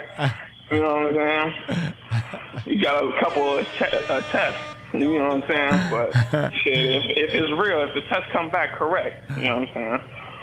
But you know what I'm saying? In the future, that might have to be amended. You know what I'm saying? It's not a law, because you know what I'm saying. In the future, you don't know what's gonna be walking around here. Yeah. Android, yeah. So you know what I'm saying. Until that happens, you know what I'm saying. Yeah, we gotta save our sisters while we can know that, figure out if they sisters or not. Okay. All right. You know what I'm saying? I like it. But what the fuck else? Yeah, and that was more masculine than that, man. You know what I'm saying? But every year I go out around the town, give some charity dick out to some girl, you know what I'm saying? Might be a fat chick, you know what I'm saying? She just worked out the day before, you know what I'm saying? She's still feeling ill about her body, you feel me? That one dude, damn girl, you know what I'm saying? You get her to the room, and then she like, ooh, maybe I am getting skinnier, and then she lose 100 pounds. Like, you never know what you could do with your royal scepter, you know what I'm saying? Oh, this a real Hotep brother. How you doing? It's just like that, you know. But not many people, you know what I'm saying? It's 1%. You know what I'm saying? But we out here. But I gotta go to work. Niggas about to be late. You know what I'm saying? Good luck. Good luck. Yelled Yo, at ahead, by the oppressor. You know what I'm saying? My child about to yell at me. God damn it. All right, do I gotta get this paper. All right, nigga. Oh, Lord. Damn. They got weight loss dick. Niggas giving out weight loss dick. Pause. Give a little bit of motivation. Go ahead, baby. Lose 100 pounds. That's wild. That is wild. Oh, this a real Hotep brother. He said at the end of the year around Christmas time, she was at the gym the day before. See, now that's positive. That's a positive way to use sex. That's definitely a positive way to use sex. And that's why I say it's a lot of nuance to these conversations, you know? You know, somebody's got to do that. Somebody's got to do that job. That was helpful. That was helpful. That's good for the ecosystem. I don't know how or why. I'm not going to try and intellectually explain that shit, but what up, chat? Hashtag save the sisters, says Black Hotep. Yeah, this shit wild, Tari. Jonah, he just sent a PDF to Fresh Mike. He said, your caller is programmed to hate white people and it's all worked so well you don't even see it. Listen, man. It's not hate. It's not hate. It's not hate. Because that's how all these groups operate. You don't think the Indians is looking at y'all like that? They just not calling in on my show and saying that. You don't think the Muslims is not saying that? It's going to be some Muslims that's going to say some shit like that. The Asians, they going to say some shit like that. It's not hate. It's not hate. It's self-preservation. That's really what it is. It's self-preservation. It's like, let's say it's the end of the world and it's just like between your child and the neighbor. You're going to choose your child first, right? Obviously. So you're choosing family over others. It's a way to look at life. I'm not saying I agree with it. I'm just saying it's a way to look at life. It's a way to live your life. And a lot of groups do it, which is like really hard for me to try and sit here and discount it because a lot of groups do this shit. So many groups operate like this. People do this tribally. They do this tribally. So, you know, it gets a little dicey. Phone lines is closed. I'm going home. Phone lines are closed. I'm going home. But here it is. Organized religions, monarchy, school systems, science, media, everything controlled by a group of reptilians. Okay. And here we go. The reptilian aliens in the Council of the 13 royal families. And here go the reptiles right here. Rothschild, Bruce, Habsburg, Romanov. Romanov, that's Russia. You know what I mean? Rockefeller. This shit should be all like basic knowledge or refresher knowledge for most of you.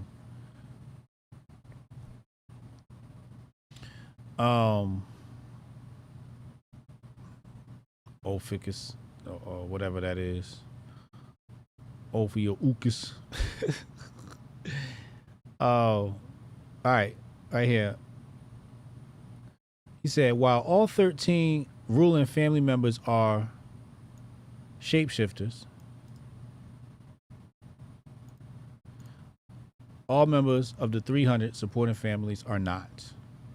They do, however, all have a high percentage of reptilian DNA. Committee of 300. This is shit I was looking for the other day. Trilateral Commission, Council on Foreign Relations, United Nations, Bilderberg Group, Club of Rome. I saw what I was looking for the other day, but not this one. It was a different one. It's bigger. It's way more. This is like one corner of the entire diagram. Federal Reserve, International Monetary Fund, CIA, Mossad, all of that shit, SS, all of that shit, reptiles. So when they in court and they telling us about some reptiles, I'm like, well, not reptiles, like extraterrestrials. Well, which ones? Which ones? Which ones you about to show us? About to show us some bitch ass race. You know what I mean? Like, what you about to show us? So,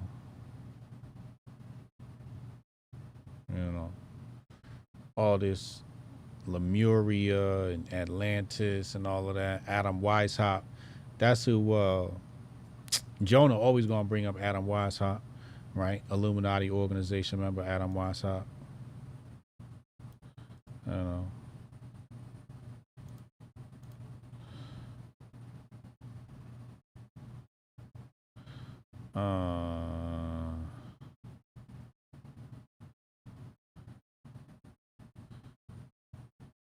So they saying George Washington was raping the slaves. So some black people got some George Washington DNA in them. We was Washington. Hotep, you're a genius. HotepJesus.com. Oh, this a real Hotep brother. We was Washington.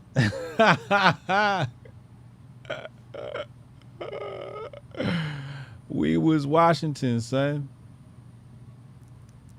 13 ruling Illuminati families constantly vie for control amongst themselves. During this period, the Spanish, British, French Illuminati all fought to win control over North and South America. The Rothschilds kept these Illuminati factions in line by sending Hessian troops to monitor the situation. The leaders enjoyed these war games, pitting one against the other to see who would win. The hundreds of thousands of lives lost were meaningless to them.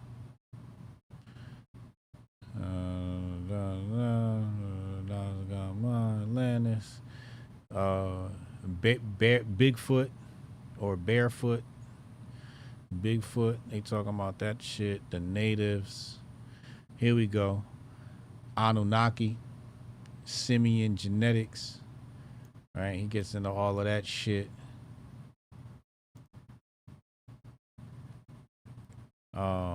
Rothschilds deciding that splitting United States colonies would double their profits, so they politically created and financially supported the Civil War. The Civil War was actually a global ceremonial ritual to bring slavery to its next level. This war allowed the North to win and publicly abolish slavery. Publicly. The best slaves are the ones who do not realize that they are slaves. So yeah, you know, go down a David Icke hole. If you want to go down a rabbit hole, go find some of his old videos and just, that's where I used to go. Hey, I appreciate y'all tuning in for today's feature presentation. It's been an absolutely fun one. Callers, you did an amazing job. Thank you. Thank you, thank you, thank you, thank you, thank you. Hey, quick reminder. The coupon code is applied automatically. Your coupon code, you see the QR code right there on your screen. Grift Report is the official coupon code. It's basically half off. When you factor everything in, it's half off what we sell these as single but you can't get them in single because you need to take this shit in order for it to work. It's gotta build those dendrites and get your brain rebuilt, restored, and then boost. You know what I'm saying? So make sure you read the inscription on the bottle when you get your master focus. Take it accordingly, okay? You'll love it. You'll absolutely love it. Gives you superpowers. Not really, but you know what I'm saying. You're gonna feel super. The coupon codes apply automatically. Some of y'all have asked me what's going on with that. You got to go to checkout to see it. You got to go to checkout to see it. I'm gonna get some technicians to try to bring it so you can see it when it's right on the product page. We got to bring some technicians in to do that. Big news coming. Tomorrow, watch party, 2 p.m. Be here. Tomorrow, watch party, 2 p.m. Make sure you're here. That's going to be super dope. We're going to watch conspiracy theory movies. And that is sponsored by, I think it's Zeitgeist Movies, right? ZeitgeistReviews.com. ZeitgeistReviews.com is sponsoring that one. So look out for it, man. It's going to be dope, man. It's going to be dope. All right, y'all, man. Get out of here, man. Hotep and Bill. Yeah, I can try to get that handled for you. Again, it's only my second day, so if you can give me a second. How I'm supposed to do this? How the hell are we supposed to do this by 5 o'clock? I have no clue. Is that possible? Hey, do you have the password to... How'd you finish all your work already? He's not tapped in.